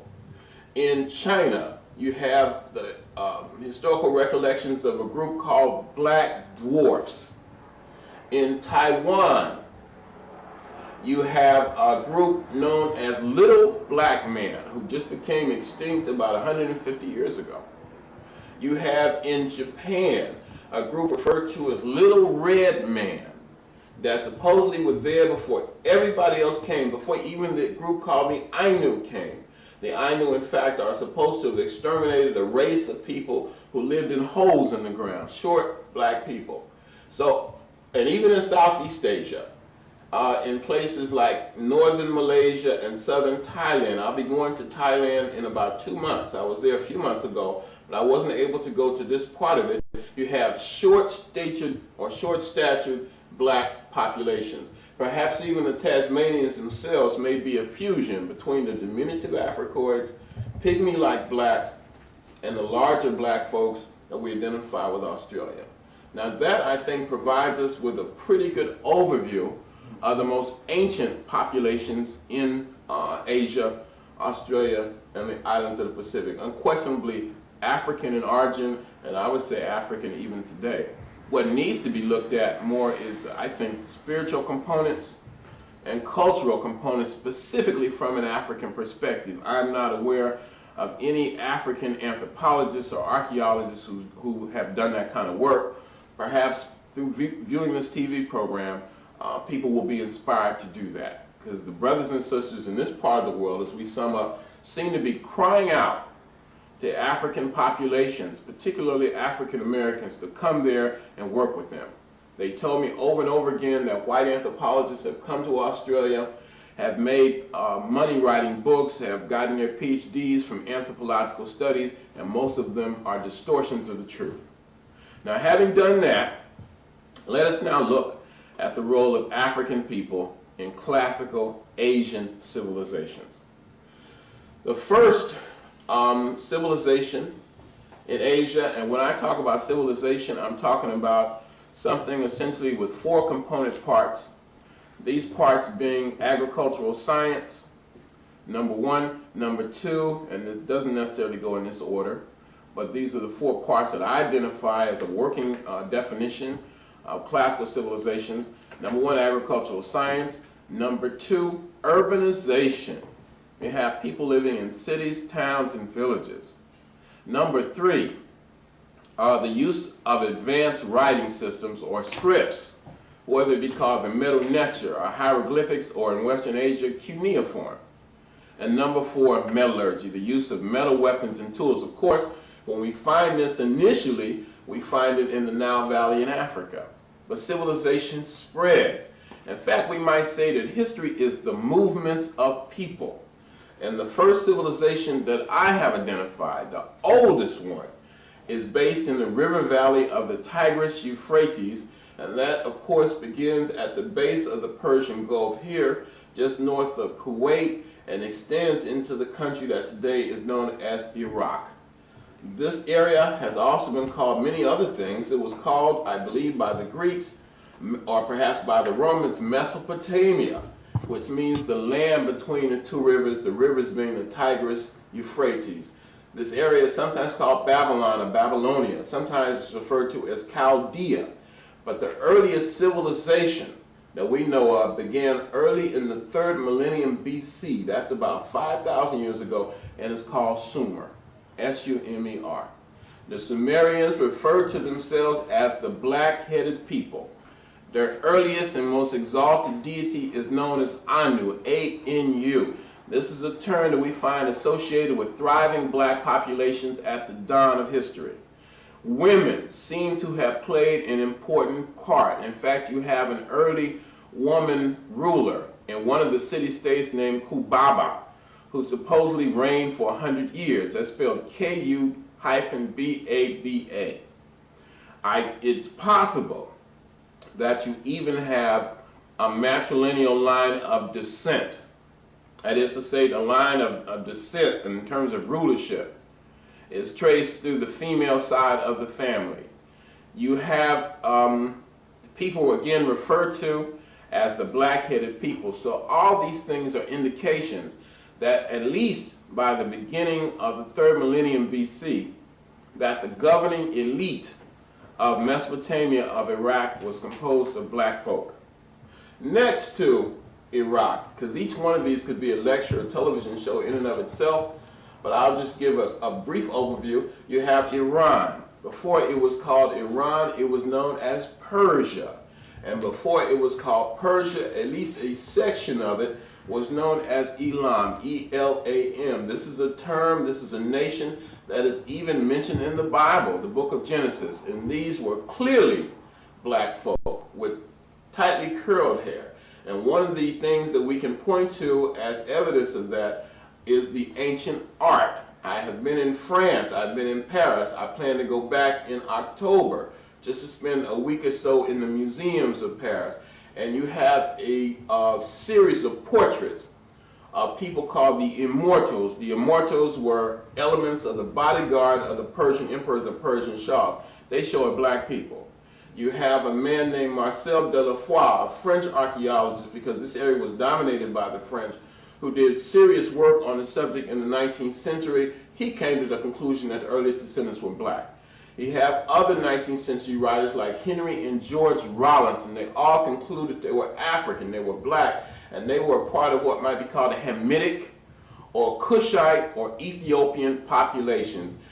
According to the ancient Greeks and Romans, you have two Ethiopias. Ethiopia being a term which means the land of the burnt-faced people, the land of the black people. You have an Ethiopia in Africa that encompassed much of the Sudan and other parts of Africa. This is Western Ethiopia. And then you have an Eastern Ethiopia encompassing much of Western and Southern Asia. The only difference being was the texture of the hair. In Afghanistan, you have a place called the Hall of the Black-Skinned Warriors, where figures of Africoid warriors have been found. This takes us to Central Asia. In Turkey, you have an ancient African population. In fact, this is the place here called Colchis. This is where Jason and the Argonauts went to get the golden fleece. And even in Greek mythology, the Colchians are referred to as black. Among the greatest of them is a woman named Medea, a black woman who helped Jason steal, if we will, the golden fleece. You have in this area, somewhere between Turkey and Iran, the historical recollections of a black man named Memnon, M-E-M-N-O-N, who was one of the heroes in the Trojan War, described as black and handsome, the blackest man alive, or something to the effect that he was black as ebony and the most handsome man alive. You find icons of high black officials in Syria. You have depictions of black people known as Jews in Judea or Palestine. You have the black folks known as the Phoenicians and Canaanites in Syria, in Lebanon, in Jordan. You have black people in southern Arabia called the Sabaeans. The Sabaeans established the early civilization of Arabia. They were great seafarers. They exported frankincense and myrrh, which made them very wealthy. You have in Arabia itself a black man named Antar, or Antar the Lion, the father of chivalry, a knight, a dashing poet, a lover of women, and the story goes throughout all of Asia. Finally, in China, you have the Shang Dynasty, S-H-A-N-G. The people who founded the Shang Dynasty are described as having black and oily skin. The Shang Dynasty was established in 1766. It lasted till I think 1032 BC. And you have the archaeological remains. You have in Southeast Asia, again where I'll be going soon, in Cambodia, the first civilization in Southeast Asia is called the Kingdom of Funan, F-U-N-A-N. The builders of Funan are described as small and black. They are succeeded by the Kingdom of Chinla, and then they are finally succeeded by Angkor. And the icons of Angkor are all extremely Africoid, broad lips, full nose, wide cheekbones. Same thing in Vietnam. The first kingdom in Vietnam is called the Kingdom of Kampa. It was located in central Vietnam. Black folk. And again, for documentation, the best documentation is the book, The African Presence in Early Asia, edited by Runoko Rashidi and Ivan Van Sertima. In Japan, you have the tradition that the first shogun, or military ruler, was a black man, Sakanoya Tomomoaro. And then you have two Japanese proverbs that indicate a black presence. One says, for a samurai to be brave, he must have a bit of black blood. The other version of the proverb reads, to make a good samurai, half the blood in one's veins must be black. The Philippines has an ancient black population. The only country that I have not been able to identify a black population in Asia is Korea. And I'm sure that it's just a matter of closer scrutiny. One has to be something of a detective to piece all of this together. Finally, let's go back to South Asia. And let's spend time now in Pakistan and India. And here you have, if not the earliest, certainly one of the greatest civilizations that was developed in South Asia, if not the world, and that is the Indus Valley civilization. Sometimes it is referred to as the Harappan civilization, and the reason we call it that is because right here along the river valley, the Indus River, is because one of the great ancient cities was known as Harappa, H-A-R-A-P-P-A. This is a civilization that developed about 5,000 years ago. It covered a larger area in size, all the way down here, up here, extending deep into India, probably including parts of Afghanistan and maybe even South Iran. It was larger in size than Egypt of the pharaohs and the civilization of the Sumerian blackheads put together. It is a civilization based on trade and agriculture. We don't know as much about it as we would like because the language of the script, the Indus Valley script, is yet to be effectively deciphered. However, almost everyone seems to believe that it was developed by a group of people called the Dravidians. D-R-A-V-I-D-I-A-N-S. And this civilization, or the Dravidians, are again black folk with straight to wavy hair. Very dark skin, straight to wavy hair. These brothers and sisters had a maritime trade that extended far into Southeast Asia and probably incorporated Somalia and southern Arabia. Some people believe that it was a group of Dravidians who even brought civilization to the Philippines. The Dravidians were such seafarers that they had a profound relationship with Rome. They even sent, the Dravidian states of the south, even sent a congratulatory embassy to Augustus when he became Caesar at Rome.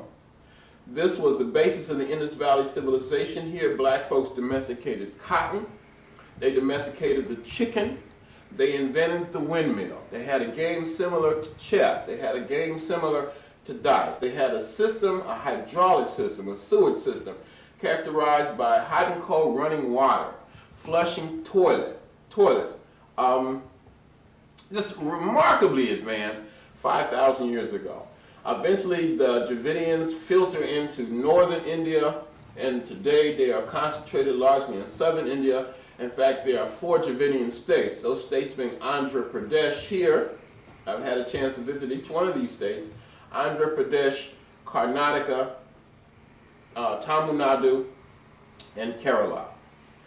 This is where the Dravidians eventually settled. Now, why would they settle there? They were driven there. And they were driven there by new groups of people. And this new group, specifically I'm referring to now, is called the Aryans. A-R-Y-A-N-S. These were white people, nomadic people who apparently come from somewhere in Central Asia, Eastern Europe. They domesticate the horse. They develop highly sophisticated stirrups and riding gear. They developed a compound bow, which was the most sophisticated missile weapon in antiquity. They developed light spoked-wheel chariots. And beginning in the 2nd century BC, this Aryan storm swept out of this area, went into Iran, went into Iraq, and went into India. And wherever they went, they brought fire, sword, death, and destruction, rape, pillage, and murder. This is their legacy. In fact, even today, the term Aryan is a term that many people use to denote white supremacy. We know we have organizations in this country like the Aryan Brotherhood, the Aryan Nation, that are the epitome of the concept of white supremacy. In India, our case study right now, in fact, before we, again, just as to digress for a moment, you have a similar group of Indo-Europeans or Aryans who came into Iran known as the Kassites, K-A-S-S-I-T-E-S, and in Iraq, these people are called the Maitani. I think that they were even among the Hyksos who invaded ancient Kemet. But in India, they began to filter into this area with fire and sword about 1500 BC. And they were able to conquer those ancient indigenous black populations of northern India. And over a period of time, they were, the areas that they conquered, they named after themselves Aryavarta, or the land of the Aryan. Now, before this, that population had always been black. Can you just clarify that for us? This population had historically been black. The Dravidians and the ancient Proto-Australoid or Munda populations. And at a certain point in time, we don't know when, you have Mongoloid type populations that filter in from this area and begin to intermingle with them. So in the far east of India, you also have a fusion. But this, in northern Asia or northern India, these black folks were the victims of conquest. Indigenous black populations, dark skins, straight to wavy hair, again called Dravidians and Munda, or Proto-Australoid types. Sometimes we even refer to them as ostriches. And again, beginning about 1500 BC, the Indo-Europeans, specifically known as Aryans, were able to begin a conquest of all of northern India. And this area is referred to as Aryavarta, or the land of the Aryans. And not only did they conquer the area, but they imposed a rigid, color-segmented, racially based social order called that the Portuguese would have called the caste system. And in ancient Sanskrit, the language introduced by these white folks, by the Aryans, this social order is called Varna, V-A-R-N-A, which literally means color. And it was based on race. Now, the way it worked is that the whites would be on the top, the mixed races in the middle, and the masses of conquered black people on the bottom. Same thing happened in Australia in a more recent day. In fact, they imposed a social order with the whites on top, so-called mixed races. Here's the way it worked. Whites on top, Asians after them, mixed races underneath them, and finally the blacks on the very bottom. Same thing happened in India. And this is a very vicious social order. The masses of conquered black people are referred to as Sudras. And they are more or less slaves to the other groups. The topmost group is called Brahmins, and therefore the religious and social order is called Brahmanism. Some people refer to it as Hinduism, but the earliest name is Brahmanism. And then you have two other social groups, a group called the Kshatriyas and a group called the Vaishya. Now the Brahmins supposedly came from the mouth of the creator god Brahma. And they were the poets and the intellectual aristocracy, but more than anything, they were the priestly caste. And therefore, they were the most powerful group in the social order. They were the smallest group, in fact. And then beneath them is a group called, and they were identified with the color white.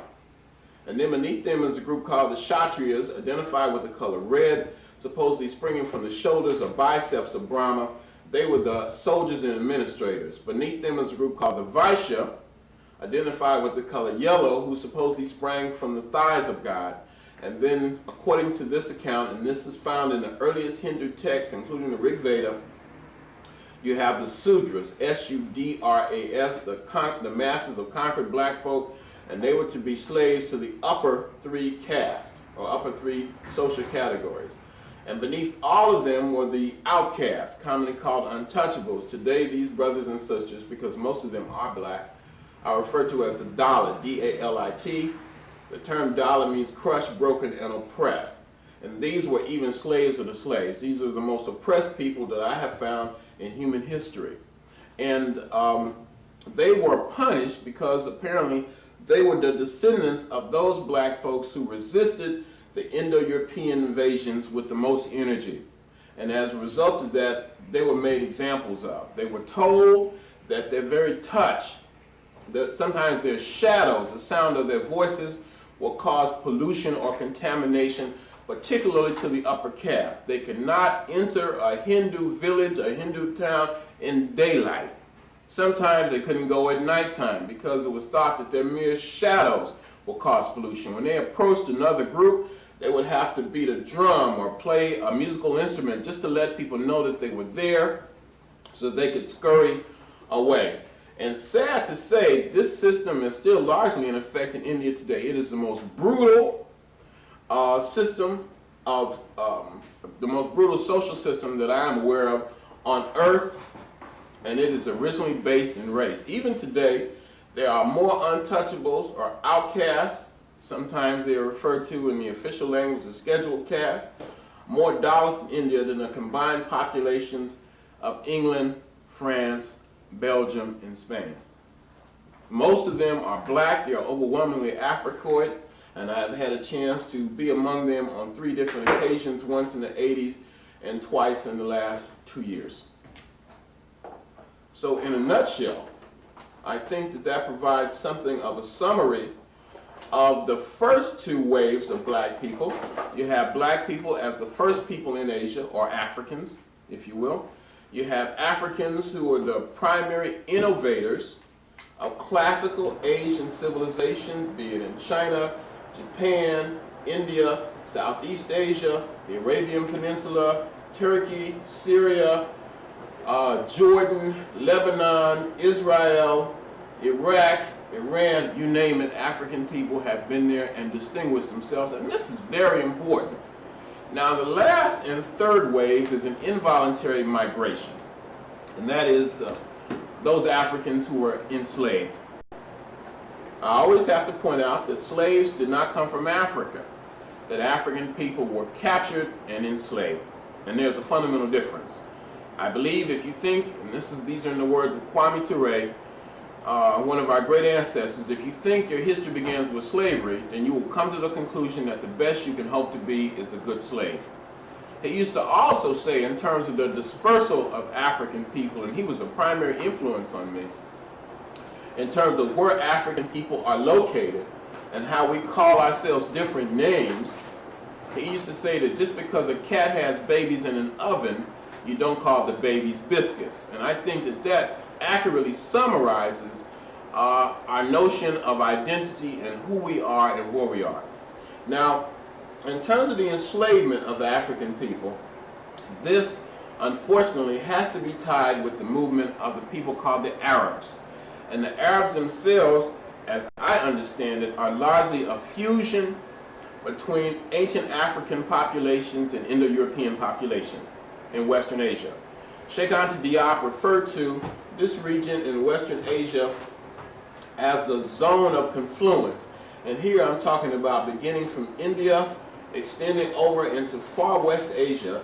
The zone of confluence is a zone of overlap and intermixture.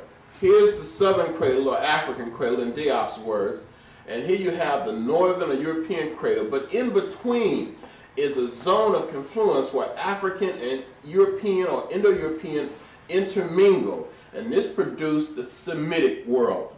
And this is a critical phase, this is a critical world.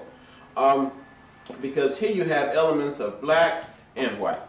It's kind of like a racial, ethnic museum. Now the Arabs, as Muslims, began to take Africans out of Egypt, Sudan, modern Ethiopia, Somalia, Kenya, Tanzania, and perhaps even Mozambique, take them out of this area, enslave them, and take them into Asia itself. You have the remains of those black people in the Arabian Peninsula, in Iraq, in Iran, in Pakistan, in India, and Sri Lanka. In fact, we even know the names of the black populations in Pakistan, India, and Sri Lanka. In Pakistan, these brothers and sisters are known as Shidis. In India, they are called Siddis and Habshis, S-I-D-D-I-S, and Habshi is spelled H-A-B-S-H-I-S, and in Sri Lanka, they're known as Kafirs. And these black folk can trace their history over here at least by 1100 AD and probably much earlier. Many of them actually became Muslims, converted to Islam, and won their freedom and distinguished themselves. Before we deal with that, let us deal with a massive concentration of black folk, African people, in southern Iraq, Kuwait, and Iran. And these brothers and sisters here are known as the Zanj, Z-A-N-J. Now the Zanj were Africans, and the name can even be found in Zanzibar today, are Africans taken out of there and made to work in brutal, inhuman conditions in the salt marshes. In fact, what they did was extract saltpeter from these marshes, and they worked in extremely brutal conditions. As a result of that, they engaged in 3 massive uprisings, 3 massive insurrections in Iraq. The biggest one was simply called the Revolt of the Blacks. It lasted from 868 to 883. These black folks even built their own capital city called Mokhtara, I believe it's spelled M-O-K-T-A-R-A, which means the elect city. The revolt lasted for 15 years. It was never entirely suppressed. It spread even to Iran, and these brothers and sisters, I'm happy to say, even marched on Baghdad itself and threatened the entire caliphate. And then you have other black people, the Siddis and Habshis in India, led by a man named Malik Ambar in the state of Gujarat. Malik Ambar became something of a king in the late 16th and early 17th centuries. He had all of his statuary made of black stone. He sent an African ambassador to Persia. He established relationships with Siddis in other parts of India. He built a mosque, he built a canal, he built the post office. He put poets, scholars, historians on a kind of pension. He developed a sophisticated form of guerrilla warfare. Again, this is documented, all of this is well documented in the African presence in early Asia by Rashidi and Van Sertima. There's a whole chapter on Malik Ambar in a book called The African Presence in Asia by Dr. Joseph E. Harris at Howard University. The head of the Siddis was known as the Admiral of the Indian Ocean.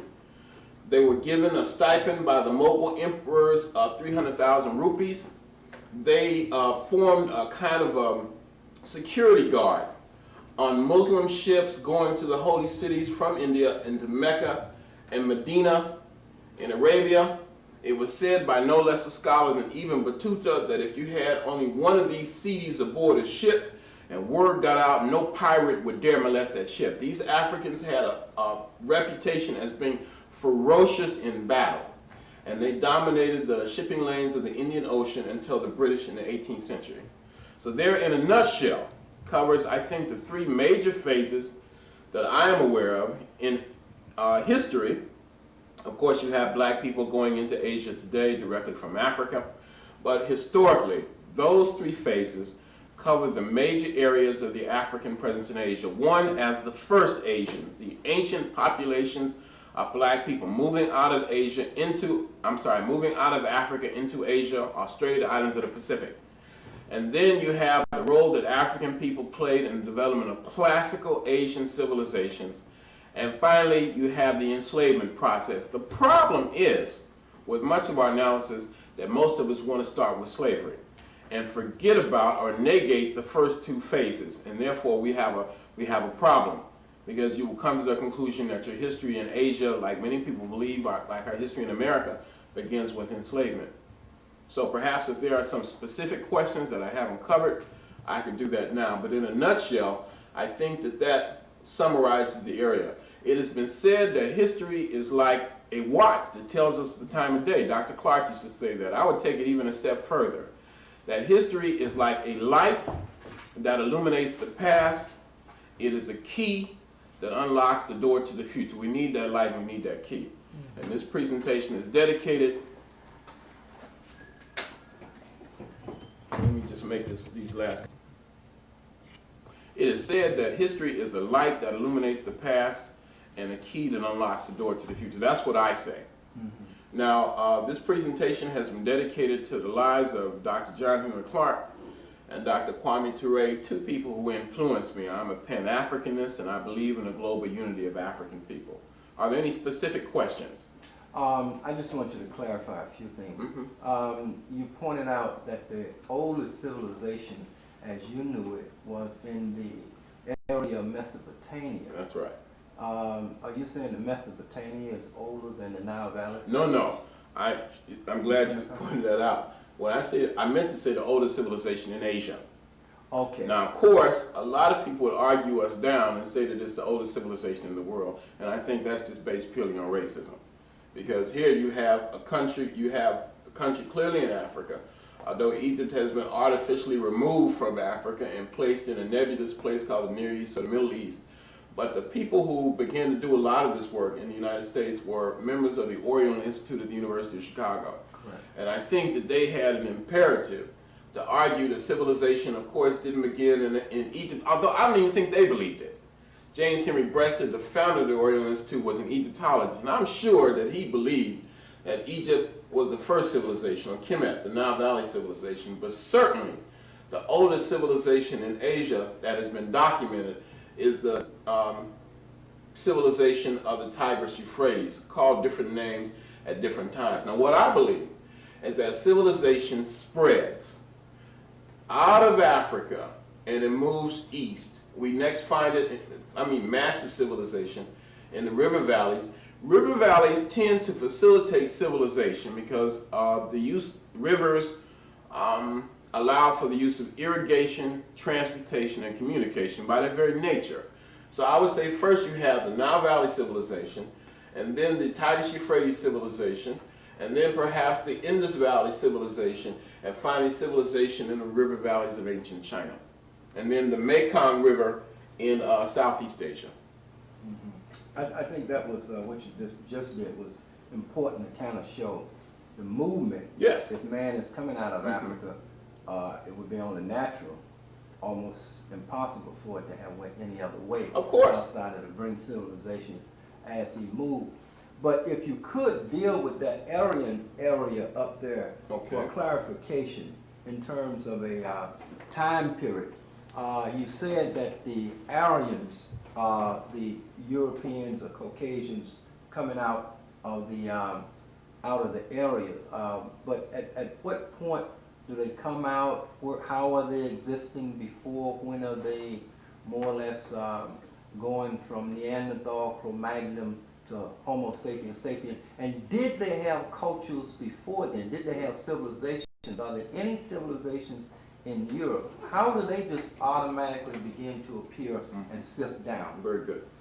Well, that deals more with Europe, and since we decided to focus mostly on Asia, Australia, and the islands of the Pacific, that's why I focused on that. But as you point out by the very nature of your question, it's almost impossible to separate it. It's all connected.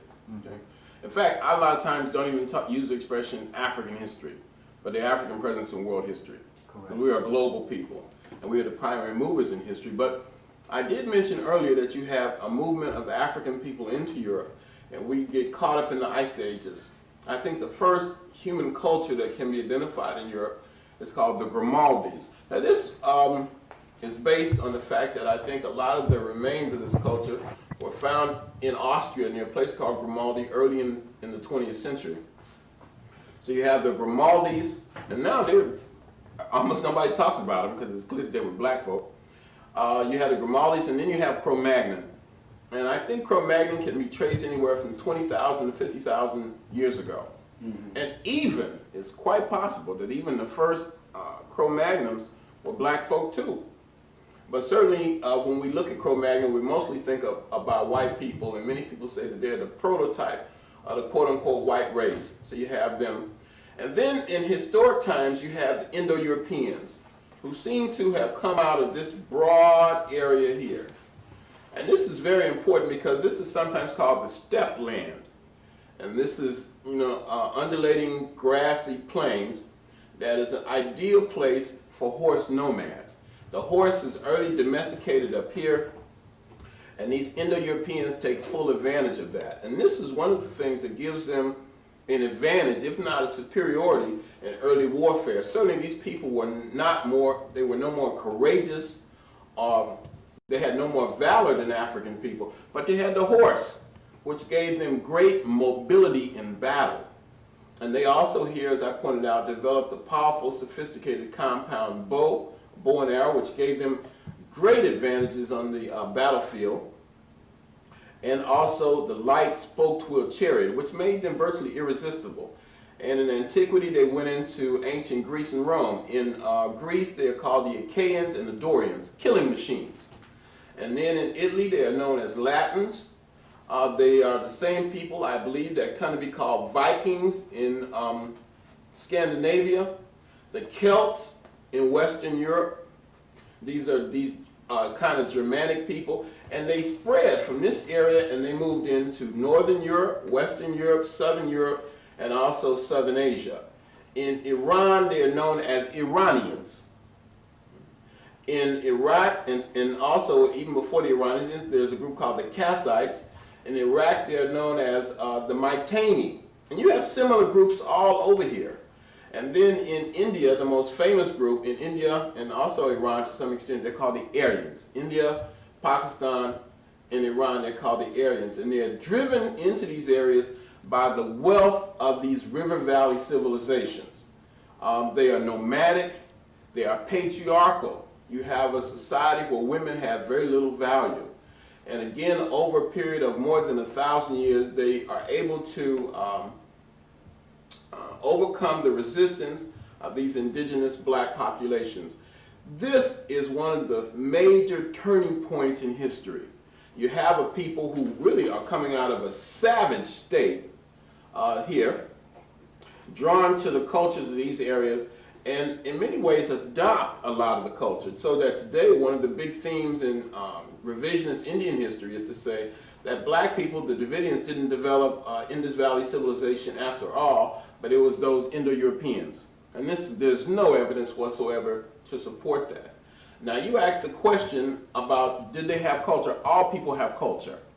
All people have culture, but I make a distinction between culture and civilization. There is no civilization per se, but all people have human culture, no matter how rudimentary it might be. Okay. I think you've been very excellent, unless there is something. Oh, in terms of language, I just want to for people, because we say that language began in Africa, and that Africa is the prototype of world language. Would you articulate on that? I'm a historian, and I can talk about that. But in terms of linguistics, I really don't have much knowledge there. You would have to say that virtually everything originated in Africa because of the mere antiquity of African people. But I can't comment on that specifically. Probably language obviously began in Africa. But I would think language is something that all human beings develop. Sometimes people ask me, since I've been described as something of an authority on Asia, and that's a real broad thing to say, they ask me about martial arts.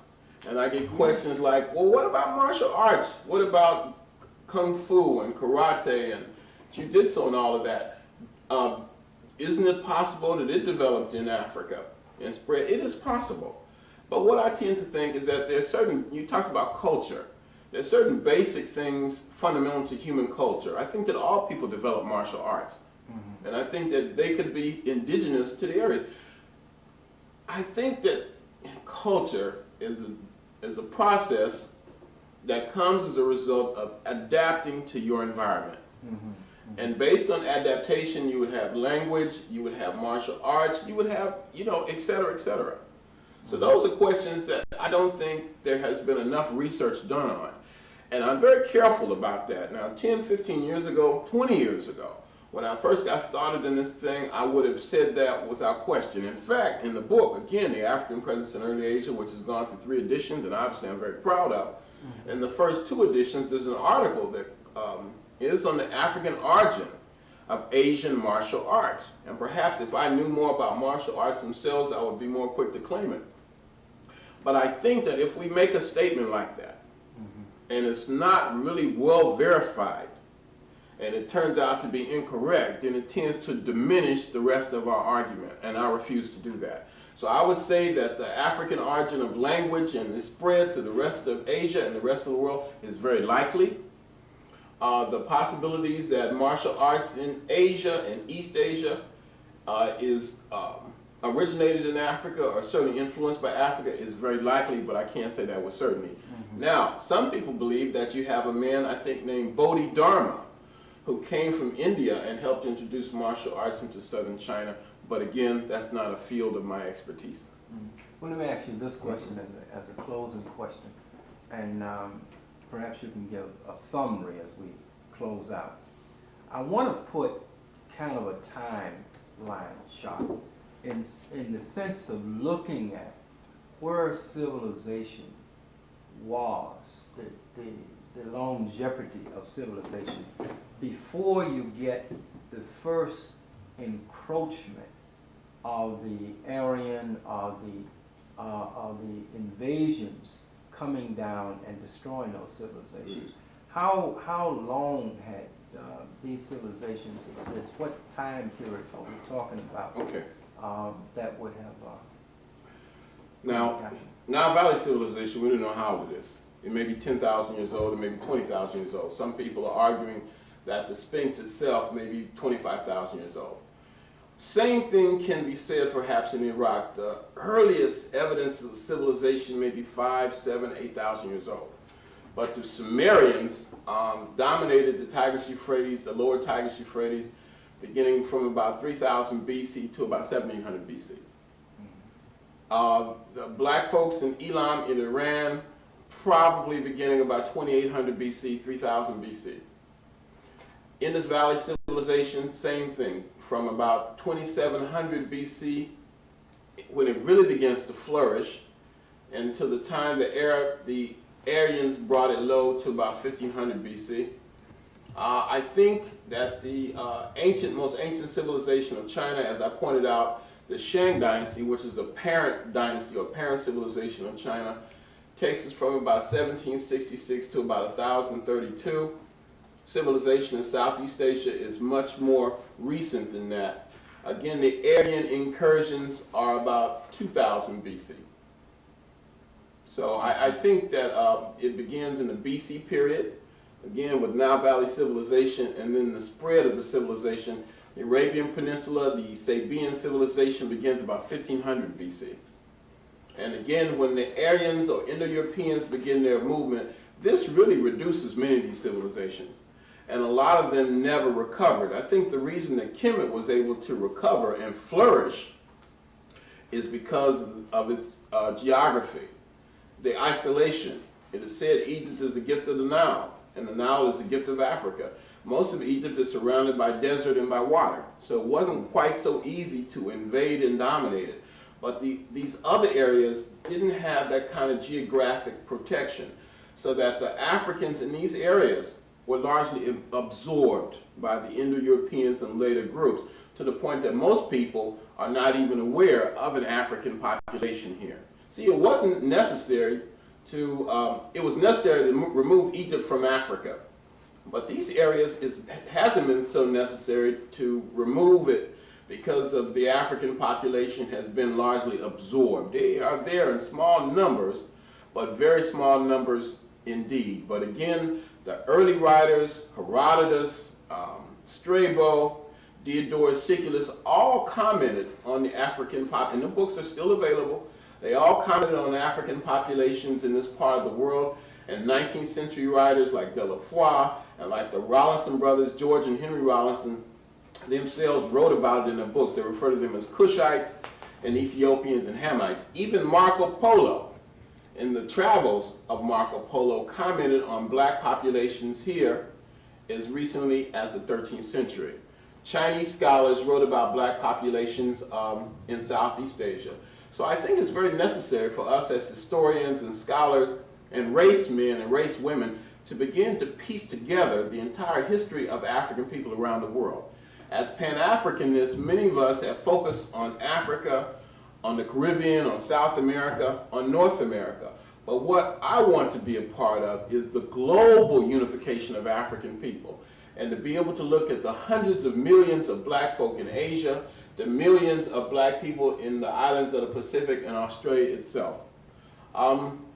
If we look at Asia in kind of a summary statement, because that is where the bulk of my work has been, and I'm very proud of that. I always wanted to do something that nobody else had really done before. And I think that what inspired me was the works of Diop, of John G. Jackson, and a few other folks, Rufus Lewis Perry, J.A. Rogers, Drusilla Dungy Houston, and some of the other folk who had done work, but not real comprehensive. They touched on it, they teased us, they whetted our appetites. It's as though they were saying, we want to give you a bit of information in the hopes that it will inspire somebody else to take it further, and that's what I've tried to do. I've tried to incorporate the African presence in Asia, Australia, and the islands of the Pacific, but particularly Asia, into the global African community. As the first hominids, as the first agriculturalists, as the first modern humanity in Asia, as poets and prophets and kings and queens, as sages and scientists, and even as servants and slaves, African people have known Asia intimately from the very beginning. Even today, after an entire series of holocausts and calamities, the African presence in Asia may number 500 million people. Now, who are these black folks? These are the questions. Who are these Africans? What are they doing? What have they done? These are critical, fundamental, profound questions that beg and demand critical, fundamental, and profound answers. And as Pan-Africanists, we must seek to supply those kinds of answers. And I think that this television program that we're recording right now goes a long way towards looking at that. Now, it's obvious this is too big a task for one person or even a few people. But I'm hoping, just like other people inspired me, that Reverend Minister Clemson Brown, Runoko Rashidi, and others will be able to inspire other people to go and do the real serious work. About 2 years ago, I got a letter from Oakland, California, from a lady who told me she was interested in doing research on the African presence in Fiji. And did I have any information? And I know that the black folk in Fiji trace their ancestry directly to Africa. They say that they came from Egypt and Tanganyika, as I understand it. And they sailed there perhaps as long ago as 50,000 years ago. And they have natural combs, picks, like we used to have in the 60s. They have big froze over there. And I found that interesting. So I called this sister, because I didn't have time to write, to tell her. And a child answered the phone. And I said, can I speak to your mother? And she said, she's not here right now. Well, can I leave a message? And she said, well, the person that you want to speak to is me. And I said, really? I said, are you the person that wrote me this letter? And she says, yes. And she said, by the way, I read your book, The African Presence in Early Asia, all 400 pages of it from cover to cover. And I have some profound questions I want to raise with you. This is a 13-year-old kid. And those kinds of things make you feel good, because you feel like the future is secure in spite of all the negative things that we see. We see that the work that Dr. Ben, Dr. Clark, Chancellor Williams, John G. Jackson have had, the work they've been doing has had an impact. And we are carrying it on, and it's going to go down to another generation. I have to ask you one question because it comes out of your summary. One needs, the question is, the culture of African people, because it wasn't Africa before. We call it Africa now, but there was no such thing as a geographical location as Africa. We were just kind of spread out on the earth. We were earthlings. But what kind of culture, and did it seem to be kind of a unified culture that the people in the early times existed, because it seemed to me that there was kind of a harmonious relationship in most cases. You don't point out any wars and things until you get to Aryans, so perhaps you can kind of Well, I'm sure that there were wars. In fact, we know that there were. But they weren't the kind of genocidal war that we associate with the advent of Europeans. We know, for example, that in Iraq you have the various city-states that fought against each other. And I'm sure that there were conflicts, and we have conflicts in the Arabian Peninsula. But it's not the kind of real murderous, fratricidal, give no mercy, expect no quarter conflicts that are associated in the historic period. That's an area, there's so many questions that we have. In fact, again, in the book, The African Presence in Early Asia, we should have brought a copy of it, I list about 10 fundamental questions for research. And there are certain things that come to mind that tantalize us.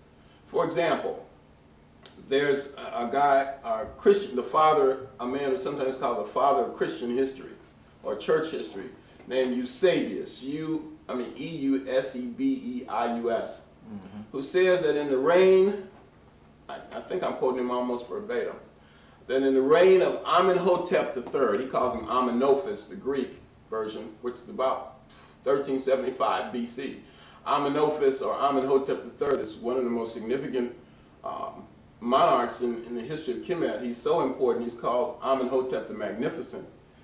He's probably a greater builder than Ramses II, or Ramses the Great, Usamate Ramses II, very, very powerful man.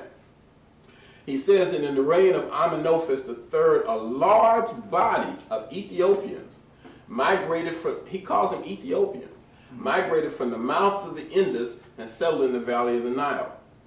You have a tradition that Joel Augustus Rogers, J. Rogers, one of our greatest scholars, who I think did more to popularize African history than any scholar of the 20th century, a black man from Jamaica, born in 1883, J. Rogers, in one of his books, 100 Amazing Facts About the Negro, says that in the works of a British writer named Samuel Purchas, who lived in the 17th century, he claims that there was a man from Ethiopia named Ganges, who moved out of here, conquered this entire area, and named this river after himself, Ganges. There's Herodotus, who says that there were black people near the Caucasus, even today, but certainly in his time, which is about 450 BC, which he claims were the descendants of soldiers left there by the great conqueror Senusret III in the 12th dynasty, which takes us to about 2000 BC. He says Senusret III was a great conqueror, and he conquered all into Asia and Europe. And he left a garrison of soldiers to protect the areas that he had conquered. So all of these things are very exciting, they're very tantalizing, but I think that they have to be filled out with more archaeology and more first-hand research. What I hope is that through my work and others, that more people will want to actually go to Asia and interview the people, get involved in oral traditions and oral histories, as well as the archaeological work, so we can really piece together the true greatness of African people. I think one person that did an excellent job as a role model for that in Africa is Chancellor Williams. And that book, The Destruction of Black Civilization, really inspired me. And my dream is to write a book equally powerful on the African presence in India. You see? I think every generation should take it a step further. And that Dr. Ben, Dr. Clark, Chancellor Williams, and John Jackson, as well as Sheikh Anta Diop, the people I call the icons, have set the model for their generation. And now it's up to us to take it a step further. Brother Runoko, I want to thank you for being our guest. Thank you, my brother. On this program, which is called, by the way, Our Story. Very good. And that's a powerful story, and it needs to be told. You were excellent, and we really look forward to another session with you. I look forward to I it. can't wait for you to get back from Australia. That's right. And tell us about that. Even from Cambodia, I'm going there in a couple months, and my brother, I'm going to spend a whole week just in Angkor. And what I will find there, I want to share with United African Movement, with First World, with you, with everybody. We have an exciting history, and right now we need something to excite us perhaps more than any time. So thank you for having me, and I hope to be back again. Thank you. Let me get this light out before you burn up. Yeah, I thought that went well, man.